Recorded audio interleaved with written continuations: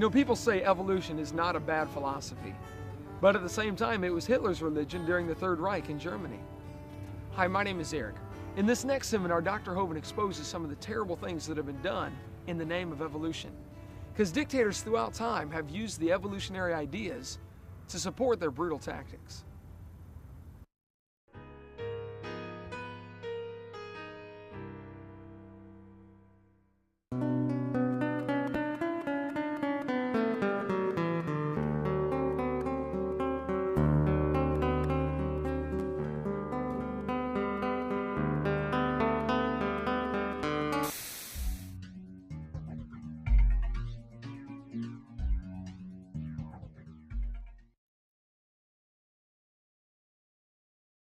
I taught high school science for 15 years, and now for 14 years I've been an evangelist traveling and doing seminars on creation, evolution, and dinosaurs.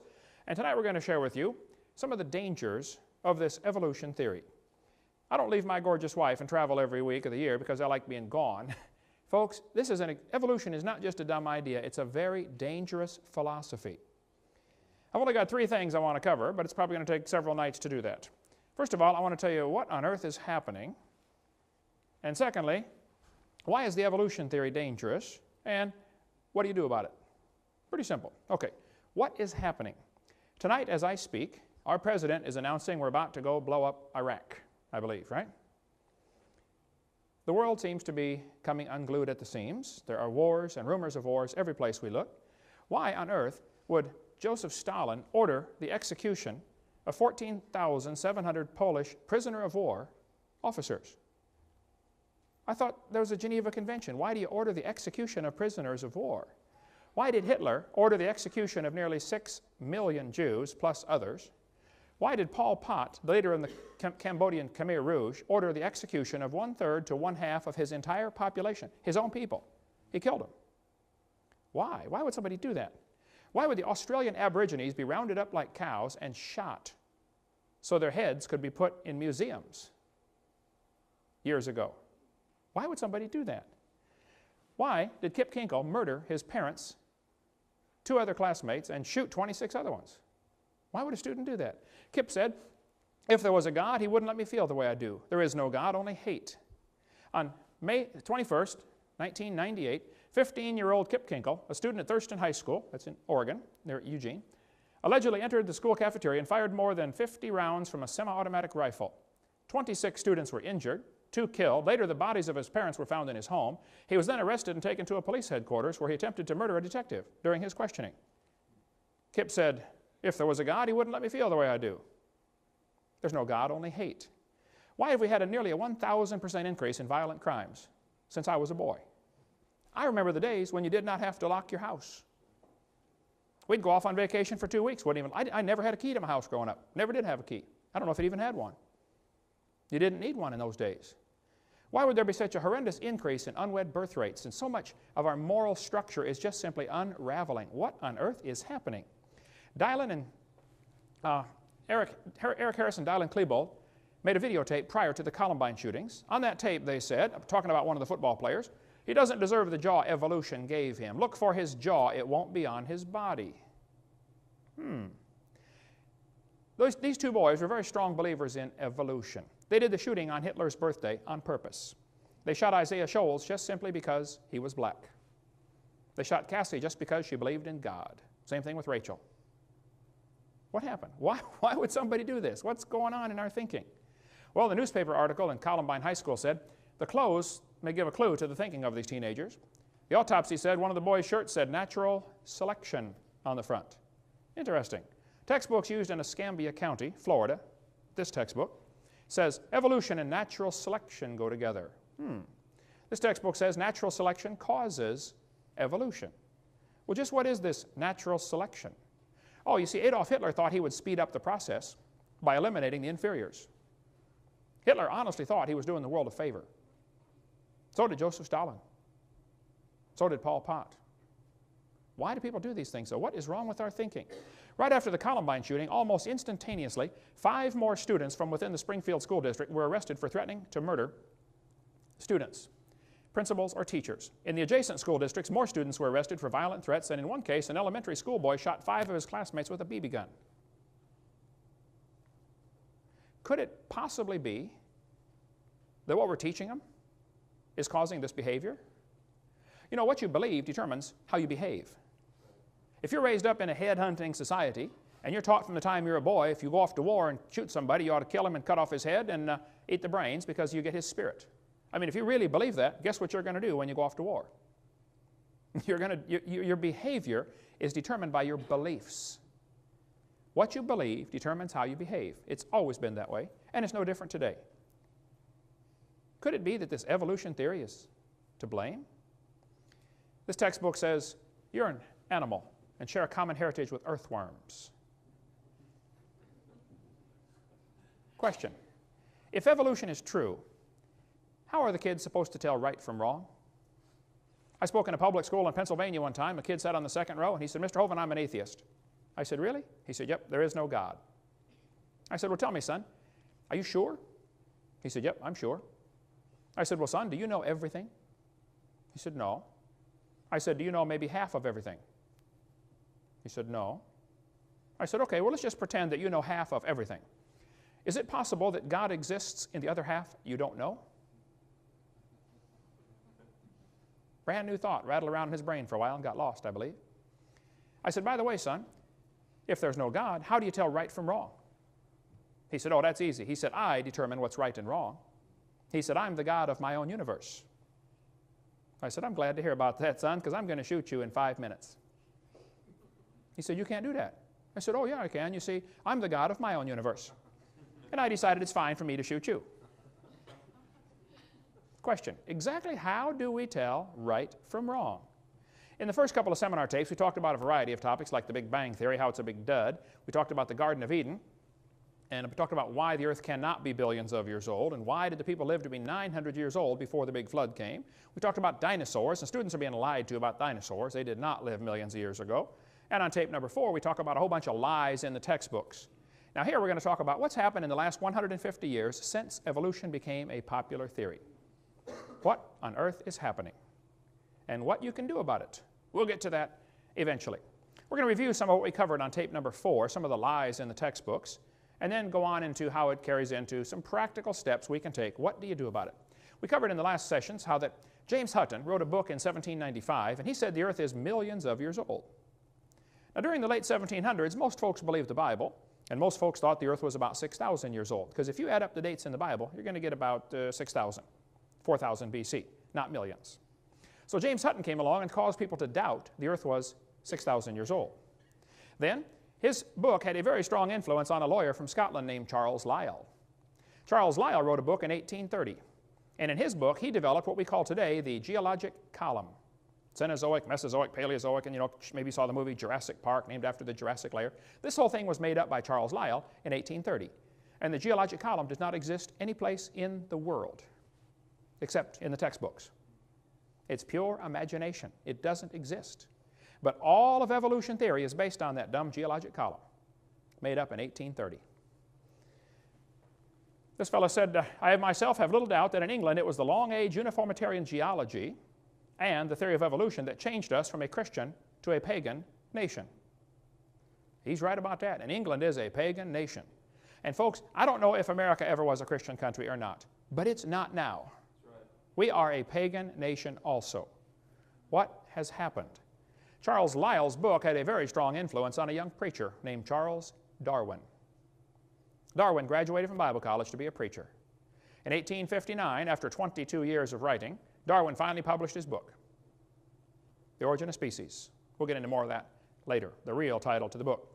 Darwin's philosophy was strongly influenced by people like Charles Lyell, people like Thomas Malthus. Malthus had written a book that said, there are more babies born than can possibly survive, so it's best if the weakest die off.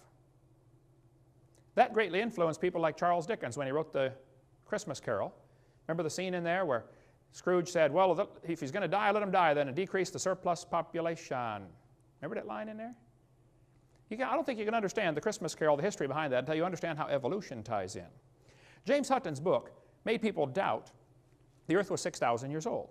Along came Charlie Lyell, and people began to doubt the flood. Because instead of the flood making all those layers, they said, oh, maybe each layer is a different age. And then along came Charles Darwin, and people began to doubt the Creator. And so by the mid-1800s, the Western world, at least, was left in a bad situation. They said, well, if there's no God, who's in charge? Well, it must be us. This led directly to the rise of humanism. Humanism is the teaching that there is no God, so we must be God. We make the rules. We decide what's right and wrong. For the next 50 years, after Darwin's book came out, many isms arose in the world: Marxism, Nazism, communism. These things, communism would have been just a footnote in a history book if it hadn't been for evolution coming along at the right time. We never would have heard of communism, most of us wouldn't, if it hadn't been for Charles Darwin coming along and giving justification to that dumb idea of communism. Hoyle said, I'm haunted by a conviction that the nihilistic philosophy, which so-called educated opinion chose to adopt following the publication of The Origin of Species, committed mankind to a course of automatic self-destruction.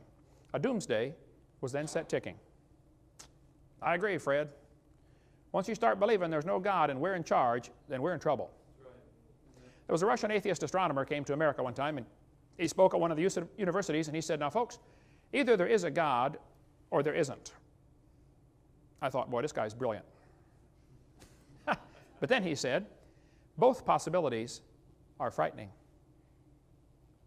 I thought, wow, that is brilliant. You see, if there is a God, we better find out who He is and find out what He wants and do what He says. Amen. If there is no God, we're in trouble, because we're hurtling through space at 66,000 miles an hour and nobody's in charge. Pretty scary thought. Charles Darwin said, often a cold shudder has run through me as I have asked myself whether I may have devoted myself to a fantasy. Well, Charlie, you did devote yourself to a fantasy. If you believe you came from a rock 4.6 billion years ago, you need help. You were designed for a purpose. Now, what is it? There are 4 great questions that every single religion in the world tries to answer. Even atheism, which is a religion, you have to believe there is no God. There's no way to know that. The 4 great questions every religion tries to answer: who am I? Where did I come from? Why am I here? And where am I going when I die? The way you answer these questions depends upon how you view the world. There are basically only 2 ways to look at this world. One view says, you know, there's incredible design, there must be a designer. That's the creationist worldview. Other people look at the world and say, you know, nobody made it. It just made itself. They don't believe God created the heaven and the earth. They think a big bang made this world from nothing. That's called the humanist worldview. It just made itself. The first plank in the Humanist Manifesto in 1933 was the universe is self-created, self-existing, and not created. That's the first thing they have to agree to be a humanist. There's now been Humanist Manifesto 2 in 1973 and Humanist Manifesto 3 in the year 2000. They have to declare what they believe. Humanism is a religion. You have to believe there is no God. So why is this theory dangerous? Evolution, I am convinced, after studying this now for 30-some years, evolution is absolutely the foundation for communism, Marxism, Nazism, socialism, racism. We'll get into some more of that in a minute. Number one, I think evolution is dangerous because it's bad science based on lies. There is no scientific evidence to back up this evolution theory. We've been offering $250,000 for a long time at our ministry for somebody who could give us some real scientific evidence for evolution. It is funny, brother, to see the people try to turn stuff in. One guy said, I've got proof for evolution. I said, really, what do you have? He said, well, I'm working in the laboratory right now, and we have developed soybean plants that are resistant to frost. I said, man, that's good. That'll really be handy. I said, what did you start with? He said, well, soybean plants. I said, oh, what do you have now? He said, I've got a whole new species. I said, of what? Of soybean plant. I said, I'm sorry, sir. That's not evolution, okay? That's a variety of a soybean plant. And it's interesting, and I'm glad you're able to do that. But that's not evolution. There is no evidence whatsoever that any animal ever produced a different kind of animal. So why would anybody believe such a dumb idea? And how can this be so dangerous? Well, we'll cover some of the isms in just a minute. But evolution is based on lies and bad science. There is no good science to back it up. This textbook says evolution is a fact. Evolution is a fact, not theory. Birds arose from non-birds and humans from non-humans. No person who pretends to any understanding of the natural world can deny these facts any more than she or he can deny that the earth is round, rotates on its axis, and revolves around the sun. Sounds like he's open-minded for a discussion, doesn't it? This is not a fact, folks. Evolution is a mantra. They say this over and over and over, hoping it will become true. That's all it is. They just keep repeating it. Oh, evolution's a fact, it's a fact, it's a fact. Well, you better define what you're talking about with evolution. We do that on videotape number 4, the 6 different meanings of this word evolution. This textbook says evolution has evidence from fossils, from structure, from molecular biology, from development. Any evidence that's used to support evolution has been proven wrong. Now, I said many times, I'm not trying to get evolution out of the schools. I just want the lies out of the textbooks. We almost got a bill passed in Arkansas a couple of years ago, and I went up to Arkansas and testified before the Senate, before the House of Representatives Committee that was looking at this bill, HB 2548, I believe it was. And the bill simply said, Arkansas will not use tax dollars to purchase materials if they contain knowingly fraudulent information. We're not going to buy books that have lies in them. And it gave a few examples, like some of the examples I gave in my seminar. If it says the embryo has gill slits, we're not going to buy it. I stood up and testified for 45 minutes before this committee. After I got done, the ACLU lady, woman I mean, she got up and she said, folks, this is obviously an anti-evolution bill. One of the representatives said, ma'am, evolution is not mentioned in this bill. All this bill says is we're not going to buy books if they have lies in them, and these things are lies, so we're not going to buy that book. How can you say this is an anti-evolution bill? And she said, everything mentioned in this bill is used to support the evolution theory. And the guy said, well, ma'am, is it true that these things mentioned here are false? She said, well, yes, but obviously this is an anti-evolution bill. She knew full well. If you took all the lies out of the textbooks, there would be nothing left to support the evolution theory. I was in a debate one time at University of West Florida, and the professor got up and he said, now, Mr. Hovind, you're claiming all these things are lies, and you're right. All these things have been proven wrong, but, he said, I got a question for you. You told us we got to take all this stuff out of the book. What are you going to replace it with? I said, folks, what he's trying to not say is, we want the kids to believe in evolution. We have to give them some evidence, and all we have are these lies, and you want to take these out of the book, so you better find some more evidence for my theory. I said, sir, if you don't have any evidence for your theory, I'm sorry. Maybe you ought to consider getting a new theory. I could suggest one for you, if you'd like. He did not like. He don't want to hear about it, okay? All they have to support their theory are things that have been proven wrong many, many years ago. Here's some of the lies we covered in the first how many hours of this seminar so far. I'll just review them very, very quickly. The Colorado River was not formed slowly. Or the Grand Canyon did not slowly form by the Colorado River running through it. Okay? The geologic column does not portray Earth's history. It does not even exist anywhere in the world. Rocks do not date the fossils. The fossils do not date the rocks. It is based on circular reasoning. We cover that on videotape number 4. There are no index fossils. There's no such thing as an index fossil. The layers are not different ages. Petrified trees connecting them all prove the layers all formed at the same time. We cover that on video number 4. Plants and animals are not related to each other. They have the same designer, but not the same uncle and grandpa. Change in species is not the real meaning of the word evolution. That's not really what they mean. There's a whole lot more to that. We covered that on video 4. Natural selection does not cause any evolution. Natural selection selects. It doesn't create a thing. We believe in natural selection. The peppered moth story never happened. It's a lie. Comparative anatomy does not prove common ancestry. We covered that on videotape number 4. Humans never have any gill slits. It's a human at conception. It's not a fish or an amphibian or anything else. An abortion is murder, plain and simple. Okay? The appendix is not vestigial. You do need your appendix. The whale does not have a vestigial pelvis. That is a lie. The human tailbone is not vestigial. If you think it is, I'll pay to have yours removed. Dinosaurs did not live millions of years ago. Man did not evolve from animals or cavemen. The Big Bang is a big dud. It didn't happen. The horse series in your textbooks is a lie, proven wrong 50 years ago. Life cannot evolve from non-living matter like the textbook says. The law does not ban teaching creation science like some people want you to think. It's perfectly fine to teach creation science in the public schools. We'll get into more of that later. Smaller is not simpler. A little paramecium is more complex than a space shuttle. Smaller is not simpler. Smaller is more complex. But birds did not come from dinosaurs. Talk about a dumb idea. The eye did not arise by slow changes over billions of years. The first bird did not hatch from a reptile egg, like Goldschmidt said. The trees of life in the textbooks are pure imagination. They didn't happen, folks. They drew it on paper, and that's as far as it goes. It didn't happen in reality. DNA does not prove evolution, it proves creation. It proves a designer. Fossils do not provide any evidence for evolution. Fossils don't count at all. You find a bone in the dirt, you can't prove that bone had any kids, let alone kids that lived, and certainly not kids that were different than the grandparents. Fossils simply are a dead-end street. They don't count for evolution. The Earth is not billions of years old, and the Earth was never a hot molten mass. The Pangea theory that's taught in your books never existed. They say, all the continents used to fit together. I get that all the time. Oh, do you think all the continents used to fit together? Used to touch each other? I said, well, they still are. Just the low places are full of water. I mean, the continents are still connected, you know. What do you mean, did they? Hello. They still are. Animals and plants are designed, not adapted to their environments. There are no simple living organisms. Life did not arise 3.5 billion years ago like the textbook says. The sun did not form before the earth like the textbook says. Scientists have not made life in the laboratory. Snakes do not have vestigial legs. The earth never had an oxygen-free atmosphere like the textbook says. No animal is related to any other kind of animal. DNA is more than just chemicals. It carries information. Mutations do not improve the species. Similar bone structure does not prove a common ancestor. It proves a common designer.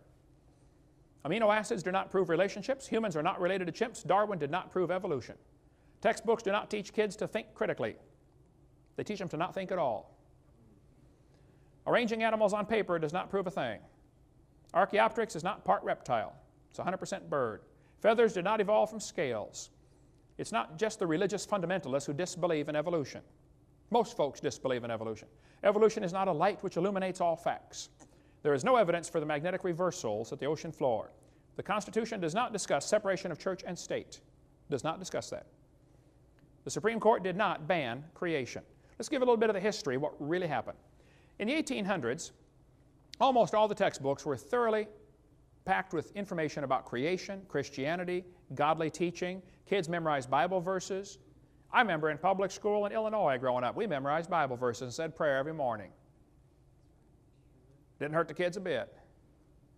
Helped them quite a bit. Back then, kids got in trouble for their own spitwads. Today, it's for bringing guns and shooting people. It's a different world, and some of you older folks know what I'm talking about. It has changed radically. In 1925, Tennessee passed a law that said you cannot teach creation, you cannot teach evolution. It actually banned the teaching of evolution in the public schools. It's called the Butler Act. The ACLU, which is the American Communist Lawyers Union, decided they wanted to test this law. So they ran an ad in the paper, said, we're looking for a teacher willing to claim that he taught evolution so we can have a trial to try to get this law overthrown. A guy named John T. Scopes volunteered. He said, I don't know if I taught evolution or not, but I did sub for a biology class one day, and I think all we had was a study hall, but if you want me to go testify that I taught evolution, I'll do it. So John Scopes went on the trial, lasted 10 days in the hot July, Tennessee summer. After 10 days, John Scopes was found guilty of breaking the law. The law said, you can't teach evolution. He claimed he did, so he's found guilty. He admitted he did. He was fined $100. Case was over.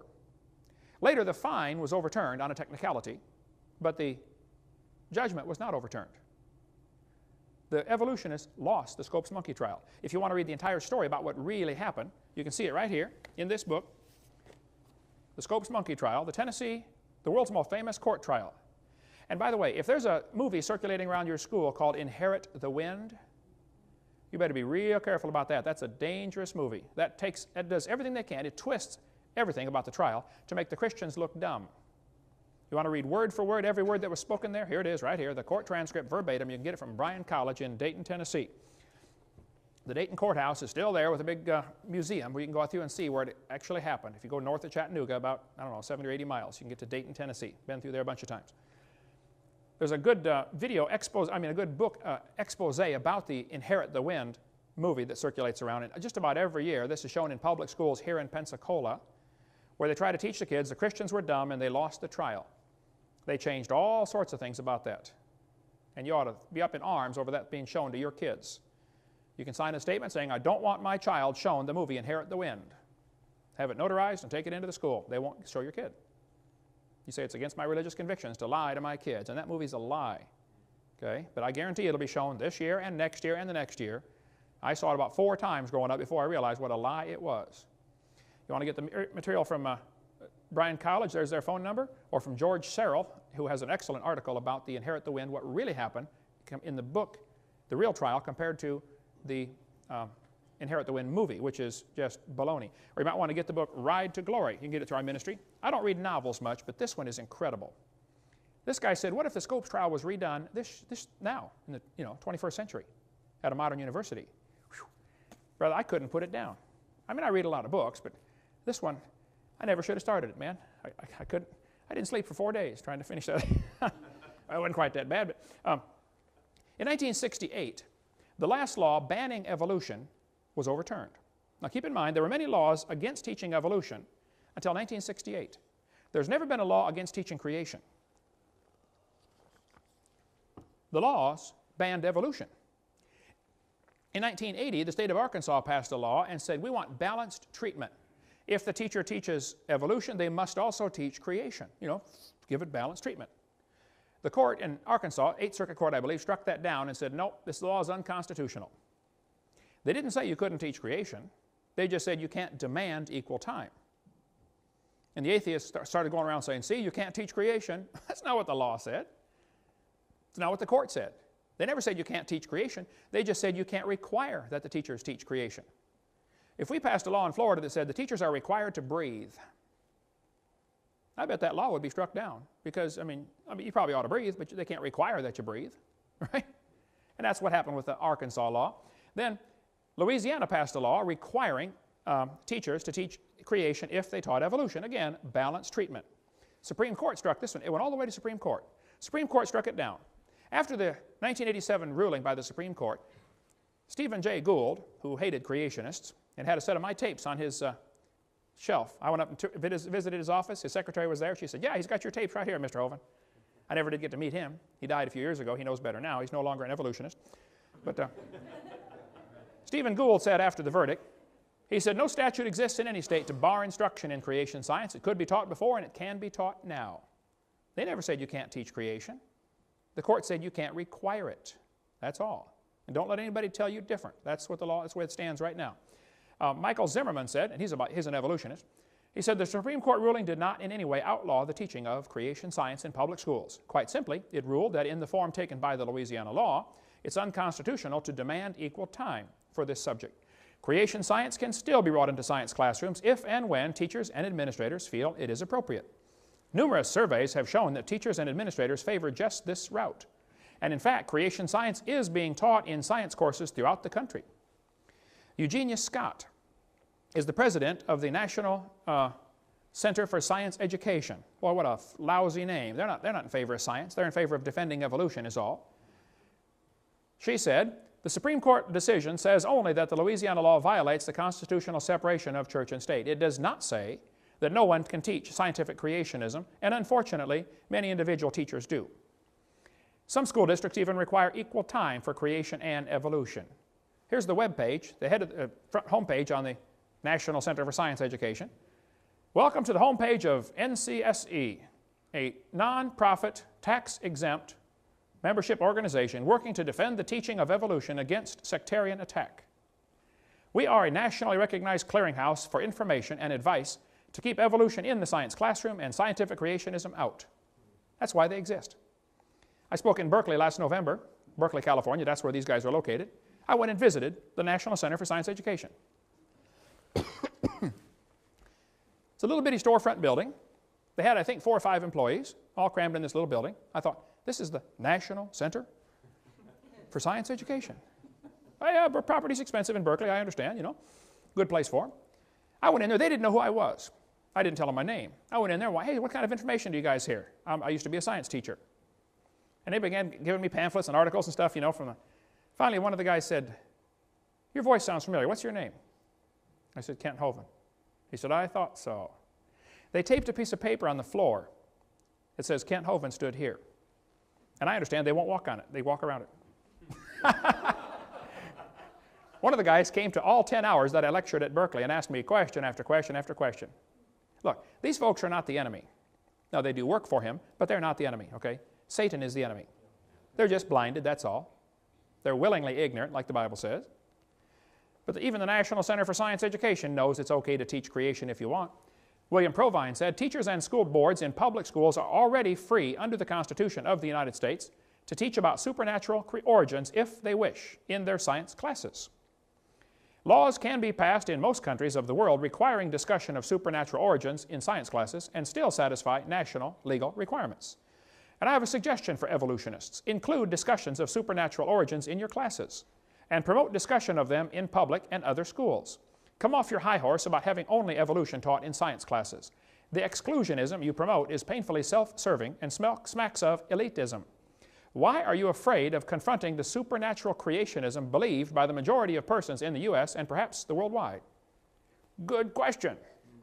Why are they so afraid of this topic? I speak in public schools all the time. I'm telling you, some schools, though I can't get into, they are just absolutely afraid of having a creationist come in. There's no reason to fear. The fact is, most folks don't believe in evolution anyway. The fact is, there's no law saying you can't teach creation. Just go ahead. You don't know. It is against the law for the public school teacher to use tax dollars to try to convert the kids to be a Buddhist or Catholic or Baptist or something else. That is against the law. But it's not against the law to discuss creation. Provine said, shouldn't students be encouraged to express their beliefs about origins in a class discussing origins? If you're discussing origins, then let's discuss origins. But see, in the mind of the evolutionist, your answer must be naturalistic. Suppose I said, I want you to explain how computers came to be, but you cannot use man as your answer. I want a naturalistic explanation of how computers came to be. Well, you're dead in the water right up front because of the definitions I gave. And the evolutionist says we have to explain how the world got here, but we can't use supernatural as an explanation. Well, duh. And what we got here is like two computers arguing with each other. Does man exist? They can't see him, they can't touch him, they can't feel him. But he does exist. See, it's obvious the creator would be outside of the creation. He's above and beyond. He's not affected by what he created. God created time, space, and matter. He's outside of time, space, and matter. God's not affected by time. This is not 2003 in heaven. There's no time. And after we get to heaven, one of the first things you're going to do is flip your watch off and fling it over the side. You won't need that. There's no time there. We sing all these songs, you know, when we've been there 10,000 years. That's baloney. It's a good song, I like it, but we're not going to be there 10,000 years. We're just going to be there. Now, my brain can't handle that thought, but, you know, I can think about thinking about it. This public school teacher said, I'm a public school teacher, Mr. Hovind. I went to a conference today, and we were all given a new science textbook to use in the conference. It's called Sciences by Triffel and Hazen and John Wiley and Sons. On page 611, it said this: to what extent do you think that parents should have the right to decide which scientific theories and ideas are presented in schools? To what extent do you think parents ought to have the right to demand that opposing religious views be taught as well? Should the views of creationism, which are primarily based on one particular type of Christianity, be given special consideration? It's getting more difficult to say the truth all the time. The teachers now are being trained in sessions to how to handle creationists. I know this. They work very hard to make you feel like you are the only one complaining. When I went to meet the lady in charge of the science curriculum here in Pensacola, Florida, when I first moved to town, I've been complaining about some of the lies in the textbooks and the science curriculum, and she said to me, Mr. Hovind, you are the only person in the county complaining about this. I thought, there's what, 128 Baptist churches in this town, plus all the other flavors? I mean, what's everybody doing? Aren't we supposed to be the salt of the earth? Man, salt irritates. Go irritate somebody. That's our job. Teachers can teach creation science in the classroom if they want. There's never been a law against it. Not only can you teach creation science in the public schools, you can teach it right out of the Bible. There's no law against reading your Bible in public school or bringing your Bible to public school. Or you can teach or devote a class to religion, and you can have the textbook be the Bible. We know the effects what happened in '63 when the Bible was taken out and evolution was put in the schools, but we got deceived by the ACLU. In 1963, the Supreme Court banned the use of the Bible to get kids saved, which is not good, obviously, but it's a lot better than what the ACLU led us to believe. They did not throw the Bible out. We have thrown the Bible out because we have allowed ourselves to be deceived by the ACLU. You might want to get the website BibleInSchools.net and get the information by Elizabeth Rittenauer. She helps people start Bible classes in their public school. Preacher, I'd like to go every day and teach a Bible class to the public school kids at Tate or at Scambia High. Wouldn't it be awesome? You can do it. She knows how to cut through all the red tape and get it done. ACLU. Well, we could talk a long time about that. Call BibleInSchools.net, get a hold of Elizabeth, or get the book from us, Teaching Creation Science in Public Schools. And it's certainly fine to do that, and many schools do. States can require teachers to discuss evolution. They can do that. They set the state standards. The state school board or the legislature will rule and say, this is what we want the kids to know by 3rd grade or by 5th grade or by 7th grade. They have state standards. And they sometimes include evolution. The kid must know about evolution by 8th grade. Now the problem is the atheists are really good at packing that committee. That way you only have to have 5 or 6 atheists in the whole state, and you can control what all the kids are learning. And then the Christians wait till the books are chosen to meet the standards and get in the classroom, and then we complain about the books in the classroom. You're about 3 years too late. State standards are going to be selected for Florida textbooks in the next 2 months. This is the time. It'll affect the books that they buy in '94, September '94. Now is the time to do something. The states cannot require them to discuss creation. It's already been tried many times. And I've seen so many people waste enormous time and money on an effort trying to force creation into the schools. I'm telling you, you're wasting your time. It's not going to happen. And the atheists love it when a campaign gets started to say, we're going to make the schools teach creation. They love that. They just let you spend all your money and waste all your time and then defeat you in the last 5 seconds. They're not going to go anywhere. The teachers may discuss creation if they like in their class. They've always been allowed to do that.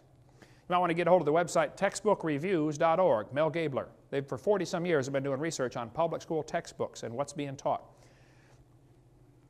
Mel said, the courts allow states to require discussing scientific weaknesses in evolution theory, but not requiring discussing evidence for creation.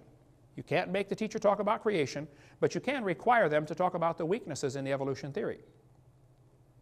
That's a start.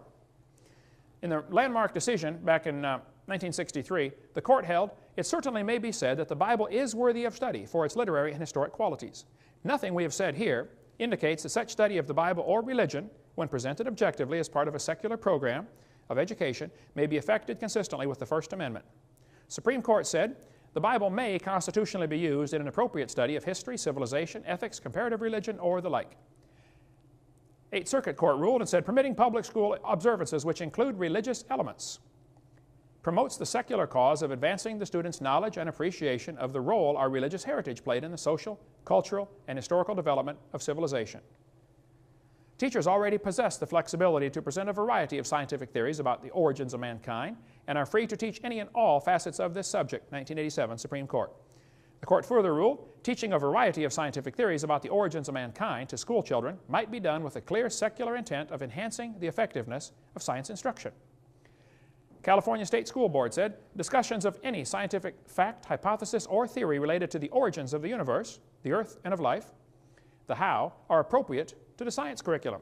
They're telling their teachers, if you want to talk about creation, do it. Can't be more clear than that. If you want to keep up on the latest of what's happening in education, you might want to watch the video Crisis in the Classroom from Eagle Forum, Phyllis Schlafly's organization. Now, I would disagree with Phyllis on several philosophical things, but I think she's done a great job with this video here on what's happening. So what do people say? What about the separation of church and state? Doesn't the Constitution say that? There's no such phrase mentioned in the Constitution. That phrase is found mentioned in a letter that Thomas Jefferson wrote to the Baptist Association in Danbury, Connecticut. The Constitution does not talk about separation of church and state. That's a lie. Jefferson said, the First Amendment has erected a wall of separation between church and state. That's from his letter, not from the Constitution.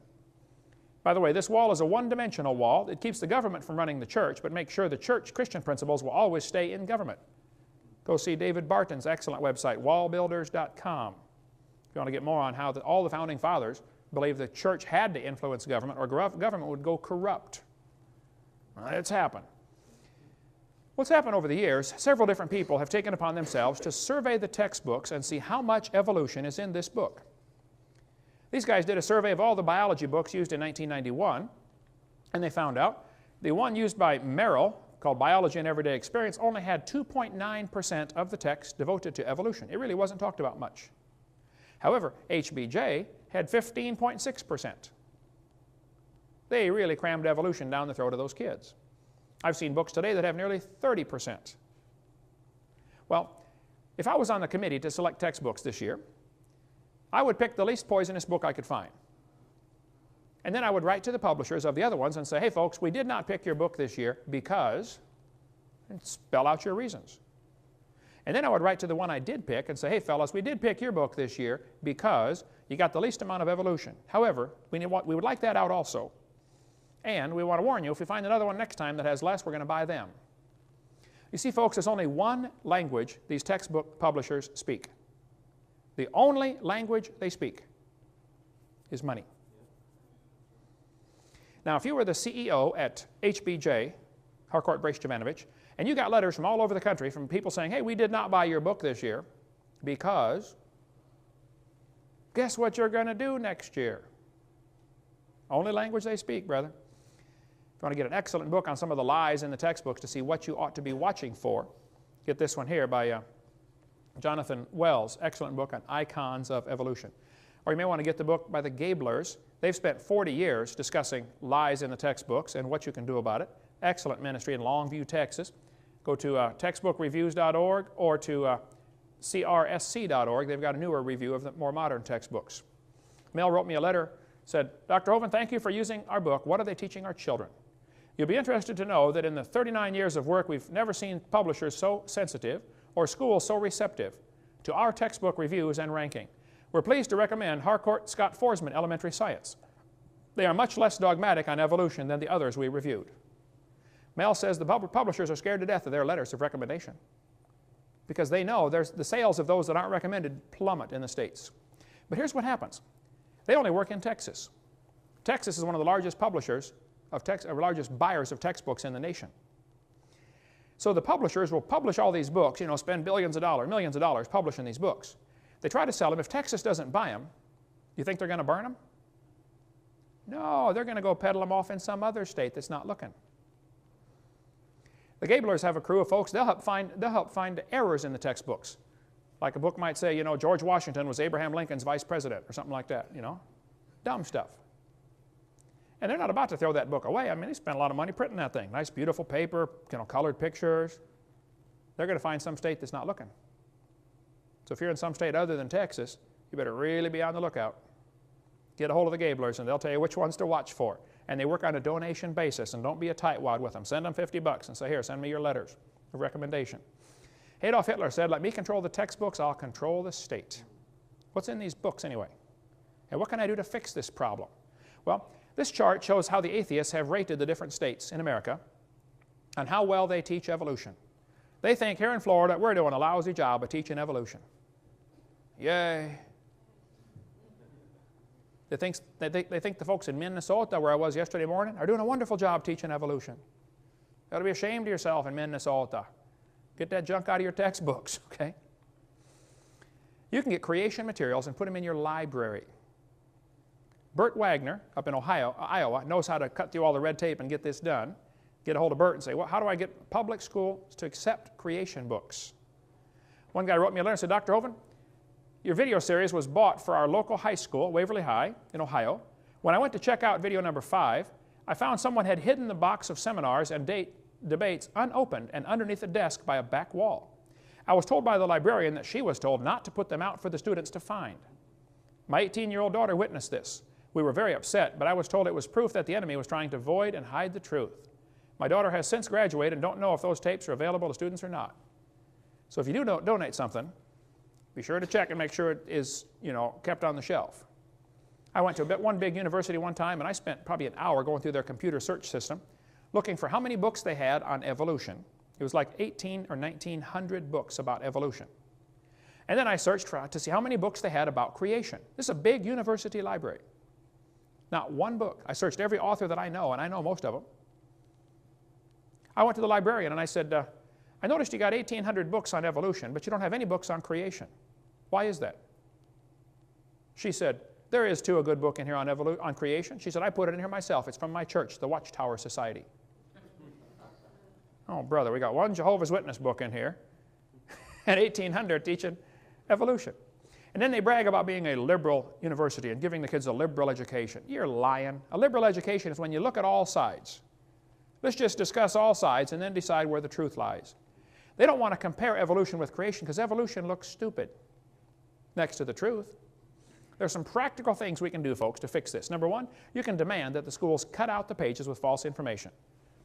You don't have to get creation in the schools, and you don't have to get evolution out. Just simply get the lies out. You can tell them you want them to glue the pages together, or you can at least put a warning sticker in the front cover saying, kids, the information on page 97 is not correct. Or, list the pages. I've volunteered many times, and I'll do it again. I will, if you will send me your textbook, I will check the pages that need to be torn out. I'll make a tape recording while I'm traveling someplace, and I'll hand you the tape, and it'll say, the information on page 84 is wrong, tear that page out, and, page 217 is wrong, and I'll list the pages. And if you tore the pages out of the book, it won't cost the school 1 penny. I'll show you. It's so simple. Because the first objection they're going to say is, oh, this would cost the schools a lot of money. Won't cost them a penny. How many of you would volunteer to tear the pages out of the books and bring your own scissors? Let me see. There you go. So when you go to your school board, hand them a list of 500 names and say, these people are willing. When would you like it done? Won't cost a thing. Look, the book is not sacred. It's made out of paper, If you bought it, the county bought it, it belongs to the school. If you want to tear a page out, that's perfectly fine. I was in a debate with a professor at university. I was just speaking at UWF here a year or so ago, and I mentioned tear the page out of the book, and this one professor said, I don't think we should deface textbooks. I said, well, sir, if you were teaching math and you came across the book that said, 2 plus 2 is 5, what would you do? He said, I would tell the students to mark out the wrong answer and write in the right answer. I said, oh, you would deface a textbook? I said, now, sir, if you were teaching biology and you found a book that said the embryo has gills and you know that's proven wrong in 1874, what are you going to do? He said, well, nothing. I said, you wouldn't correct it? He said, no. I said, well, then you, sir, are a hypocrite. And you got no business using tax dollars to lie to these kids. You ought to get a different job changing tires or picking peaches and work for a living for a change. Guys like that burn me up, brother. Like a leech, sucking on somebody else's blood that they built, Number 4, you can give the kids my little brainwashed book. There are different people around the country that buy these by the thousand and give them out to people in their schools. One guy from Santa Rosa County bought 3,000 of these books several years ago, gave them to all the kids in the county. They're going to have a hard time teaching evolution for a while over there. Buy some books, or go to your school board and say, would you please vote to purchase this book to go along with our biology book so the kids can see the lies in their books? If the school board buys them, great. If you get them, more than 10, you get them for $1 a piece. If the school board says, no, we don't want those books in school, then you run a full-page ad in your paper, stop by the following address and pick up the book the school board banned.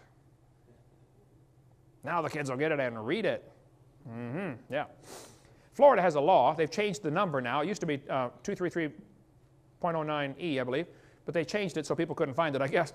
It's now Florida Statute 1006.35, accuracy of instructional materials.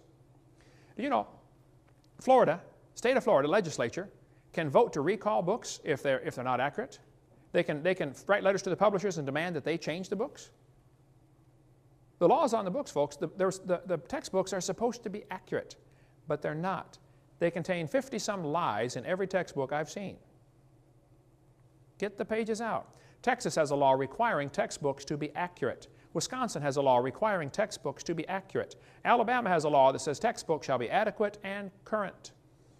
Well, if they're still teaching the baby has gill slits, they're not current. They're 128 years behind the times.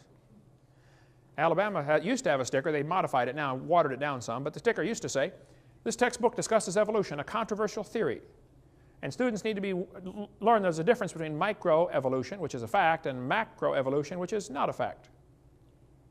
Go Bama. California has a requirement, textbooks shall be factually accurate. Many states have this requirement, but they're just simply not enforcing it. Did you know the publishers will publish a special book just for our state? If the committee got together and said, look, Glencoe, we like your book, however, we want you to take out chapter 3. Or take out the following pages. Do you know how much money is spent just in one school district on textbooks? A publisher would be foolish not to turn down a contract for $750,000. They'll publish a special book. They do it all the time for different states. Get on that committee and do something about it. You can also parents be aware that your kids can be exempted from anything you don't want them taught. If you don't want your kids taught evolution, you sign a little paper that says, I do not want my student taught evolution. It's against my religious convictions. Have it notarized, signed, and give it to the school principal, the teacher, superintendent. And if they do teach your kid evolution, or if they say, oh, you've got to stay in class, then you can simply say, do you discriminate against people because of their religion? Ooh, that'll get their attention. Here are some pitfalls you got to watch for in your school. I've seen this so many times. If the school is going to have a good program, some left-wing liberal will make sure that it's an opt-in program. In other words, you have to get parents' permission to go to the program. This happens all the time when I speak in schools. The kids have to come back with a note and saying it's okay for me to go to Hovind's program. But if you're going to have some homosexual speak in your school, or some lesbian about the gay lifestyle, which is not gay at all, and it's not a lifestyle, it's a death style, if they're going to speak in your school, they'll make sure it's an opt-out program. You see the difference? In other words, you have to get a note in order to not come.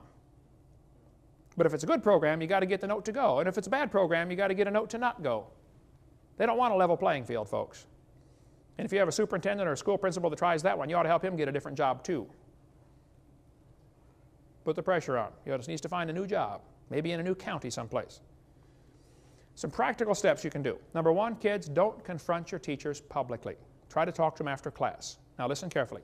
If you are late to class frequently, if you're a troublemaker or a goof-off, if you never do your homework, if you don't pay attention in class, then please don't tell them you're a Christian. Shut your mouth. First, be a good student. Now, if a question comes up on the test that says, how old is the earth? And you know the answer they want, you can simply write on the test, the textbook says 4.6 billion. However, this is not correct. Now they know you learned the book, you did your homework, but you don't believe it, you didn't swallow it. That's perfectly fine. Number two, you can ask to be exempt. Now parents have to do this, the kids can't do it. I am not positive of that statement, but I believe it has to be done by the parents. You have to say, I want my child exempt from anything that's against our religion. Sign a note, give it to the school. Look, if 40 or 50 or 60% of the class was standing out in the hallway, it wouldn't take the teacher long to figure out, we ought to just skip that chapter. I had one guy call me up one day, he said, Brother Hovind, my second grade daughter has watched your videotapes probably 50 times. She can quote them. I don't know why kids watch the same tape over and over and over and over. He said, my second grade daughter's teacher just called me, and she said, sir, every time I talk about something in the class having to do with evolution, your daughter stops me and says, teacher, no, that's not right. And the teacher said, I just want you to know, I'm going to skip evolution for the rest of the time this girl's in my class. My first thought was, yay, this is great. And then I thought, why are we sending second graders off to war? Why aren't the parents fighting this battle? The second grader ought to be able to go to class and read the book and believe what they're taught. Why are we allowing lies in the textbooks? Why are we allowing liars to teach? Don't lie to the kids. You can contact Joe Baker. He helps folks set up meetings on getting kids in their school fired up on to do something in their local school. Joe had me come speak at his high school in Pennsylvania.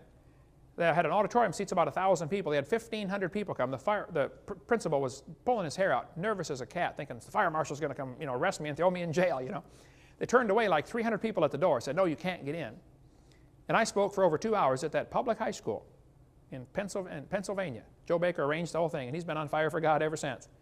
Get a hold of him and say, what can I do in my school? If you're a public school student and you want to do something, Joe can help you get going. Some practical steps. You can give your teachers a video to watch at home. You can pray for them. Teaching is a tough job. My brother's in his 34th year. He said, Kent, it's not fun anymore. I can't wait to quit teaching. I'm sick of this. Teaching public school up in Illinois. My mom retired from teaching public school. You can invite your teachers to a creation seminar. You can have them call me with any questions. You can ask my secretary, Martha, sitting right there. I take questions all day long and half the night. I'll be glad to help. You can ask them to have a creation speaker speak in your public school. I've got a list of about 8 pages of names of other people that speak on creation. We'll be glad to get somebody to you as quick as we can. Some of you could run for school board. You could influence the textbook selection committee. You could pass or enforce the laws requiring books to be accurate. The Bible says the fear of man bringeth a snare. And we got a bunch of Christians that are scared to do anything for fear somebody might not like them. Duh, we're supposed to be Christians, They didn't like the disciples very well, or Jesus himself, did they? Our job is to do what's right. Leave the results up to him. Okay. You can try to convert the teachers or the students. You could write letters to the editor. That's what got my whole ministry started, brother. You and I were working together at the factory at M&A. Article came out of the newspaper that said dinosaur bones are found from 80 million years ago. And I wrote my first ever letter to the editor. I'd never written to the editor before. I said, these dinosaur bones were from the flood of Noah, 4,400 years ago. Well, man, you would have thought I shot the sacred cow. For the next 6 or 8 months here in Pensacola, I got called every name you can imagine in the paper. And I wrote letters back and forth, and other people wrote letters. And finally, the university asked me to come do a debate, and a couple churches asked me to come speak, and now it's 14 years later, and I got 30 people on my staff, and get, what, 20 calls a week, Martha, asking me to come? 55? It's crazy. There's a war going on. Get in. Amen. Find something to do. You could donate some creation books to your public library or public school library. We get calls and letters just about every week from somebody getting saved because they watched a video or read a book that they checked out of their public library. One of our videos. Donate some. You could educate others to use creation as a means of evangelism. Here's what the ACLU will do, though. They will threaten a lawsuit if somebody tries to teach creation. Now, they know they would lose, but it doesn't matter. The fact that it's going to be a lawsuit is going to be costly for the school. So the ACLU, knowing they'll lose, threatens to sue, and sometimes even sues, knowing the school will back down for fear of not having enough money to defend themselves. They're winning by default. They claim teachers can only teach what is in state-approved curriculum. Well, that's a lie. The curriculum really starts when the classroom door closes. Every teacher knows that. And every teacher discusses things in their class that are not in the textbook. Come on, you can't teach otherwise. They claim teachers cannot correct the curriculum. That's a lie. They do it all the time. I taught math and science for years. I was always making corrections in the math book. They mislead people into thinking that evolution is a sacred part of science that's never to be questioned. They use peer pressure or ridicule to silence those who oppose lies in the textbooks. Now, if you're going to do something, you be prepared for opposition from the enemy. Satan protects his evolution theory with a vengeance. This is the foundation for all sorts of things.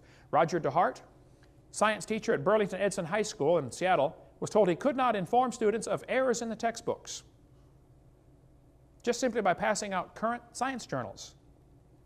If there's a current science journal that said this is wrong, he couldn't tell his students because in the book it said it was right. Some of these lies have been proven wrong 100 years ago. Kevin Haley, biology teacher at Oregon Community College, lost his job simply for exposing errors in the textbooks. Baylor University, formerly Christian University, fired William Dembski just because he advocated intelligent design. He said there must be a designer. Forrest Mims was a science writer for 20 years. He published in National Geographic, Science Digest, American Journal of Physics, 60 magazines and newspapers. He was denied a job as science writer for Scientific American simply because he was a creationist. Rod LeVake in Faribault, Minnesota, was reassigned because he doubted Darwin's theory. They said, we don't want you teaching evolution. We don't want you teaching biology if you doubt Darwin's theory. Dan Clark in Lafayette, Indiana, he quit because he was reprimanded for teaching an evolution alternative. The superintendent, Mr. Ed Eller, told him not to introduce creationism to this class. Well, Mr. Ed Eller, you need to get a different job. Our grass needs mowed once in a while. Come on down, we might put you to work if you're a hard worker, okay? He said, I'm quitting. I'm not going to take this. There's all kinds of articles here. Dean Kenyon was a tenured professor in San Francisco at the university. He'd been teaching for years. He wrote books about evolution, how wonderful evolution was. He was the poster boy of the evolutionist. And then one day he got converted, and they fired him. But he said, hey, I got 20 years. You can't fire me. Oh, okay. They put him in as a lab assistant, you know, washing test tubes. Had to go through a whole big lawsuit just to get his job back, simply because he doubted Darwin's theory. So don't think it's going to be an easy road. There's some things you can do. Cut the pages out. Get something done in your area. There's all kinds of practical steps. You can watch our video 4 for other stuff like that. All right. Why is this theory dangerous? It's dangerous because it's bad science backed up by lies. Number 2, it brings forth bad fruit. All the effects of evolution that I know of are evil and wicked. We teach the kids they're an animal. We teach them there's no moral standard, there's no absolute. What do you expect? This theory has led directly to the rise of communism, humanism, Marxism, Nazism, socialism. and the coming New World Order. The dangers of this evolution theory. Folks, it's not just dumb, it's dangerous. You're going to be shocked to see how many people have died because of this theory. Why did we fight the Vietnam War? Why did we fight World War II? Why was World War I fought? Why are we fighting against communism? How many people did Hitler kill? How many did Stalin kill? We'll cover all that tomorrow night. Well, let's continue now with what we talked about last night about the dangers of the evolution theory. We answered the question, or began answering the question, why is evolution a dangerous theory?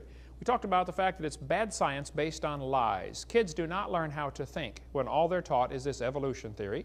It's like me asking somebody to explain how computers came to be, but you cannot use man as your answer. You have to give a naturalistic explanation. Well, you've already shut out the only logical answer. And the kids are in school are trying to learn how the universe came to be, but it can't be God. It's got to be something else. Well, you already shut out the only logical answer. So they're not learning how to think. It's a dangerous theory for science. It's a hindrance to the advancement of science, and it brings forth bad fruit.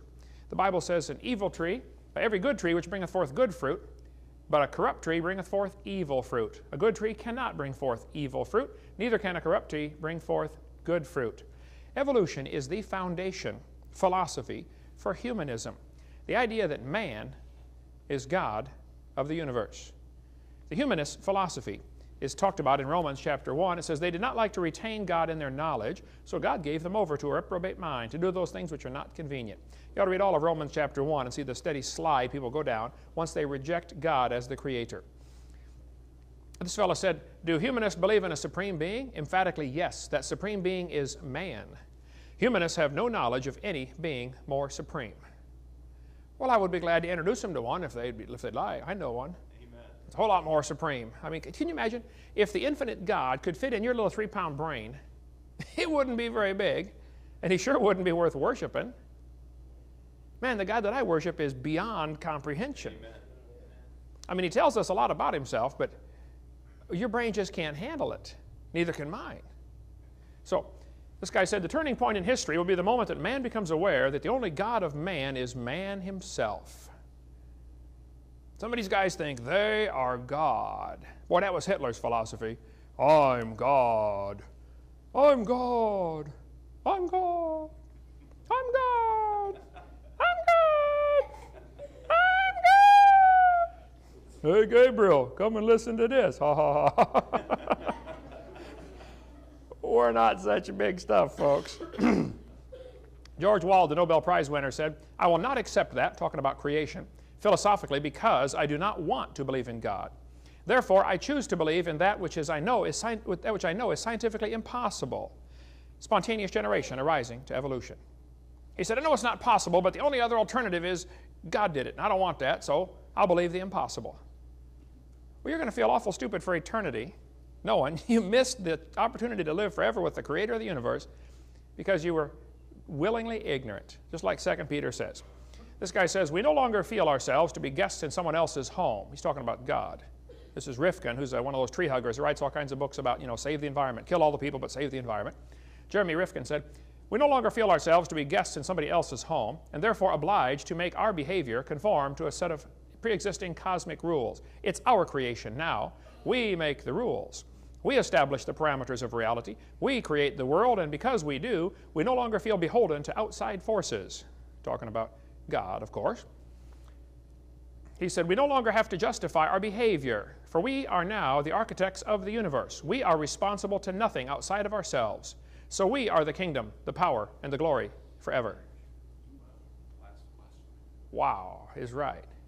The Bible said in 2 Peter, in the last days, scoffers would come that would be willingly ignorant of how God made the heavens and the earth was standing into the water and out of the water. We cover all that on video number 2. The Bible says the scoffers are going to be walking after their own lust. You know, the only reason people reject God is because of their lust. There's no scientific reason to reject the Bible. There's no scientific reason to reject the creation account.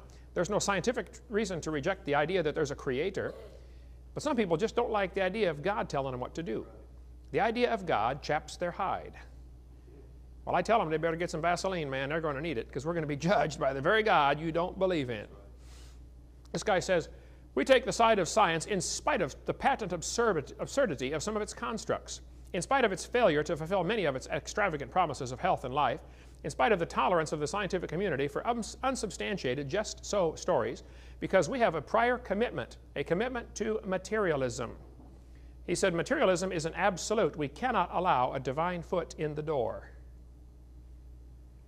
A professor that I had in Illinois Central College in East Peoria, Illinois, wrote a really cool article years ago. It was two computers arguing with each other, does man exist? Showing the absurdity of two humans trying to argue, does God exist? The computers couldn't see man, so therefore he didn't exist. And they were going through all kinds of explanations of how, they gradually got all this circuitry by blind chance. The same kind of dumb arguments the evolutionists do, trying to explain how life arose by chance. What happened? Satan put it into the heart of some of his followers that they should build a kingdom and rule the world. And they really have serious plans to build a world empire right here. And you and I do not fit in. Matter of fact, they're anxious to get rid of us, big time, okay? Secretly, Satan plans to use his followers to destroy much of humanity. But then he's going to destroy them also.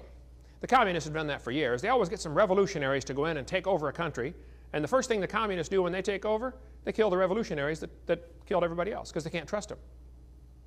And Satan is using some of his followers, and they've got it in their head that they need to reduce the population of the planet. We cover all that on videotape number 1 or in our college course, CSE 101. We cover that in great detail, how that there are people who think we should reduce man's population here to 1/2 billion. You can go to Elberton, Georgia and see the Georgia Guidestones where it says right on there, maintain humanity under 1/2 billion.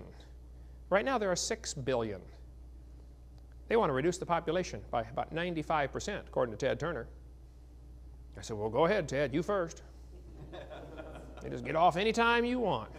Now, if evolution is true, then who owns the world? Who makes the rules? How do we determine right from wrong? I've asked people all over the place, how do you tell right from wrong if evolution is true? There simply is no possible way to tell right from wrong. It's a real simple question, but they have no answer. You can't tell right from wrong if evolution is true. If man is God, and this is what evolution means, then man makes the rules and the strongest survive. Might makes right. There's no way to tell right from wrong. I had a professor tell me one time, there are no absolutes. I said, are you absolutely sure? Blew his little brain. Now let me think for just a minute. How can I be absolutely? Yeah, of course there are absolutes. Kids today are wandering around in this world with no moral anchor because they don't know right from wrong. They really don't. There simply is no way to tell. Now, folks, there's a war going on, and you're going to have to decide which side you want to get on. You can't be neutral in this one. During the Civil War, this one fellow decided he did not want to get involved. By the way, it was not the Civil War, it's Abe Lincoln's War. Another long story. We cover that on CSE 103, okay, the college class number 103. During the Civil War, though, this guy decided he didn't want to get involved. So he put on a Yankee jacket and rebel pants. Said, both sides will leave me alone now. Well, after the battle, he was found dead, his Yankee jacket full of rebel bullet holes and his rebel pants full of Yankee bullet holes. Folks, there's a war going on. You might as well get on one side or the other. Just give it all you got. Give it to your general, okay? You just say, Lord, here I am, reporting for duty. What would you like me to do? Here's the problem, as I understand it. There's a war going on between Satan and God. We are the battlefield. People are going to get hurt. People are going to get killed. You better just get on one side or the other. The decision is very simple. You just decide which side you want to be on and then do whatever your general says. If you want to serve the devil, you just go ahead. If you want to serve God, come on. It's wonderful. Henry Morris has a tremendous book on this topic, The Long War Against God. If you want to understand the history of the evolutionary conflict, this one is awesome. There's another one, I don't know if it's a close second or maybe a tie with this one, called In the Minds of Men by Ian Taylor. One of the best books I've ever read covering the whole history of this. Why do people think this way? And I encourage people to read good books. Now, kids, you're going to be the same person you are 20 years from now as you are right now, except for the books you read and the people you meet. Shut off the TV once in a while and read some books. There are many good books that will influence you forever. Man, I've read books that just changed my life, brother. You come across some, it's like, wow, you're just a different person from then on. Now, the Christians have an incredible advantage in this war. I read the last chapter. we win. Amen. Now, between now and then, it's going to get pretty bad. We're going to cover some things tonight about the New World Order. It might be a little scary. Folks, you don't need to get nervous. I read lots of books about the New World Order. I think I have a fairly good grasp of what's going on. I read about the microchip and all kinds of things happening, you know, and I see the world events, and then I go to sleep. Because Psalm 2 is a great tranquilizer for that. We cover a whole lot more on the New World Order on our CSE class of 103 for college, 4 different college courses that we offer. You can call our website for that. We're going to trace a little bit of the history of the conflict and then tell you what you can do about it. Things, practical things you can do for your general. God created the world. He owns it, and He makes the rules. The Bible says the earth is the Lord's. If you don't like it, then go make your own world. But He owns this place. About 6,000 years ago, probably within the first few hundred years after the creation, Lucifer decided he wanted to be God. There's no possible way Lucifer fell from heaven before the creation. We cover all that on videotape number 2 about the gap theory and the day-age theory. Satan could not have fallen before the creation. So sometime after the creation, maybe 100 years, Lucifer decided he wanted to be God. So God created the world. Satan rebelled against God and tried to destroy His creation. That's the subject of this session. First of all, it appears that Satan wants to do at least 3 things. He wants to make mankind wicked, so God will have to destroy them. Satan made everybody wicked in the days of Noah, and God had to kill them all but Noah and his family. So Satan works very hard to make people wicked just so that God will have to destroy His creation. That's one of Satan's goals. Number 2, he wants to convince some men to destroy other men. You guys like Adolf Hitler thinking they ought to kill the Jews, and guys like Pol Pot thinking they ought to kill the Cambodians. I mean, people think they ought to kill everybody. You got guys in the Taliban think they ought to kill anybody that won't convert to Islam. And by the way, the Quran clearly teaches if a person will not convert to Islam, they should be executed. We cover all that on video number 7. Now, praise God for the people that are trying to reach the Muslims, and they need the gospel like everybody else. But they're in the middle, they're absolutely brainwashed with this silly idea that if they're a good, faithful member of the Islam, they get to go to heaven and get 72 wives. They never thought about the 72 mother-in-laws. Or having to feed them 72 wives.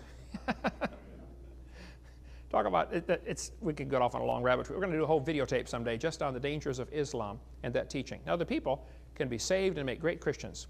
And God loves them, but He hates what they believe. They've been duped. You ought to get the book that we sell in our bookstore called The Prophet. If you want to understand the history of the Muslim church and how it got started, it'll scare you when you realize who started it and why. Get into that some other time. Number 3, Satan wants to keep as many people from hearing the gospel as possible. And that's where the evolution theory comes into the textbooks. The kids have an alternative explanation for how the world got here, so they never even consider looking for the real creator of the universe. Satan's used many different people and methods to accomplish his goals. He makes men think he is God, makes man think he is God, and makes the rules. Satan knew this would lead to genocide. Once people think they're in charge, well, then they decide they're going to rearrange the world the way they want it. So we're going to kill those that we don't want to be here. Ezekiel 28 tells about Lucifer. It says, "Thou wast perfect in the day that thou wast created, till iniquity was found in thee. The heart was lifted up because of thy beauty. Thou hast corrupted thy wisdom by reason of thy brightness. God said, I will cast thee to the ground. I will lay thee before kings, that they may behold thee. How art thou fallen from heaven, O Lucifer, son of the morning? How art thou cut down to the ground, which didst weaken the nations?" You know, this battle is really Satan versus God. It's not, us versus them or cowboys versus Indians. It's Satan versus God. That's what it really boils down to. Isaiah tells us that Satan said, I will ascend into heaven. I will exalt my throne above the stars. I will sit upon the mount of the congregation in the sides of the north. I will ascend above the heights of the clouds. I will be like the Most High. Yet thou shalt be brought down to hell, to the sides of the pit. They that see thee shall narrowly look upon thee and consider thee, saying, Is this the man that made the earth to shake, the earth to tremble, and did shake the kingdoms, that made the world as a wilderness and destroyed the cities? Judgment Day, we're going to stand before God, and we're going to see Satan getting ready to cast into hell. We're going to say, this is it? That's it? How many saw the movie Wizard of Oz? Remember when they finally realized it's a little old man behind the curtain pulling those levers. That's it? That's Oz? That's the way we're going to feel when we see Satan. You got to be kidding. That's it? When I went to Massachusetts, first time to speak at a church up there, I went to see Plymouth Rock, where the Pilgrims landed, and we walked up to this little pavilion, and the preacher said, well, go ahead and say it. I said, say what? He said, say what everybody says when they see Plymouth Rock. I said, that's it? He said, yep, that's it. That's what everybody says. It's a rock about this big with a date on there, 1620, you know. That's it, yeah. We're going to look at Satan and say, that's the one that made the nations tremble? You got to be kidding. And the people who are going to go to hell for eternity are going to feel awfully dumb, realizing they got deceived by such a simple process. They were so blinded. How many of you have ever been fooled and you felt just real stupid afterwards? You ever do that? Like, duh, how could I be fooled by that? That's the way folks that go to hell are going to feel. Like, wow, you got to be kidding. Satan is making his plans to rule the world, like Pinky in the Brain. God's up in heaven laughing about it. Now look, when you get all nervous about the New World Order, just read Psalms chapter 2. It's a great tranquilizer. Psalm 2 said, why do the heathen rage and the people imagine a vain thing? The kings of the earth set themselves, the rulers take counsel together against the Lord, against his anointed, saying, let us break their bands asunder and cast away their cords from us. He that sitteth in the heavens shall laugh. You know, they've got plans for a new world order. They really do. They have plans for an electronic currency where you can't buy anything without a chip in your hand or in your forehead. Plans are coming soon. There are plans to control the planet. They want to control the food. They want to control the population. They want you to get a permit to cut your grass and cut down a tree on your property.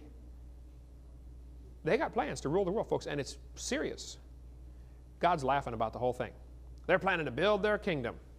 You've got to read the book of Daniel and see how this kingdom's, how God tells the whole history right there. Nebuchadnezzar was the head of gold, you know, the nearly pure kingdom, absolute authority, then the silver chest and arms, and then the belly and thighs of brass, and the legs of iron, the Roman Empire. You can read through all the book of Daniel and see the 5 kingdoms. Well, the last kingdom is where 10 kingdoms try to get together, but it's partly iron, partly clay. It's going to be weak and it's going to crumble. And in those days, the Lord's going to cut a stone out of the mountain without hands, and it's going to smite the image on the feet.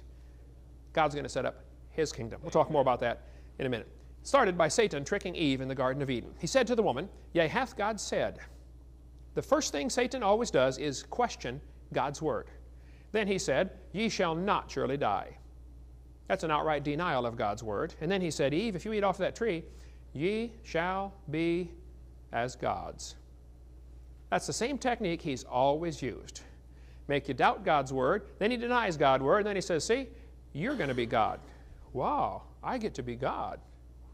That's what humanism is all about. Satan's plan's always been the same. Make you doubt, deny God's word, and then deify mankind. Tell you you can evolve. He tried the same thing with Jesus. He said, Jesus, if you fall down and worship me, all these things will I give you. Isn't that what he told him?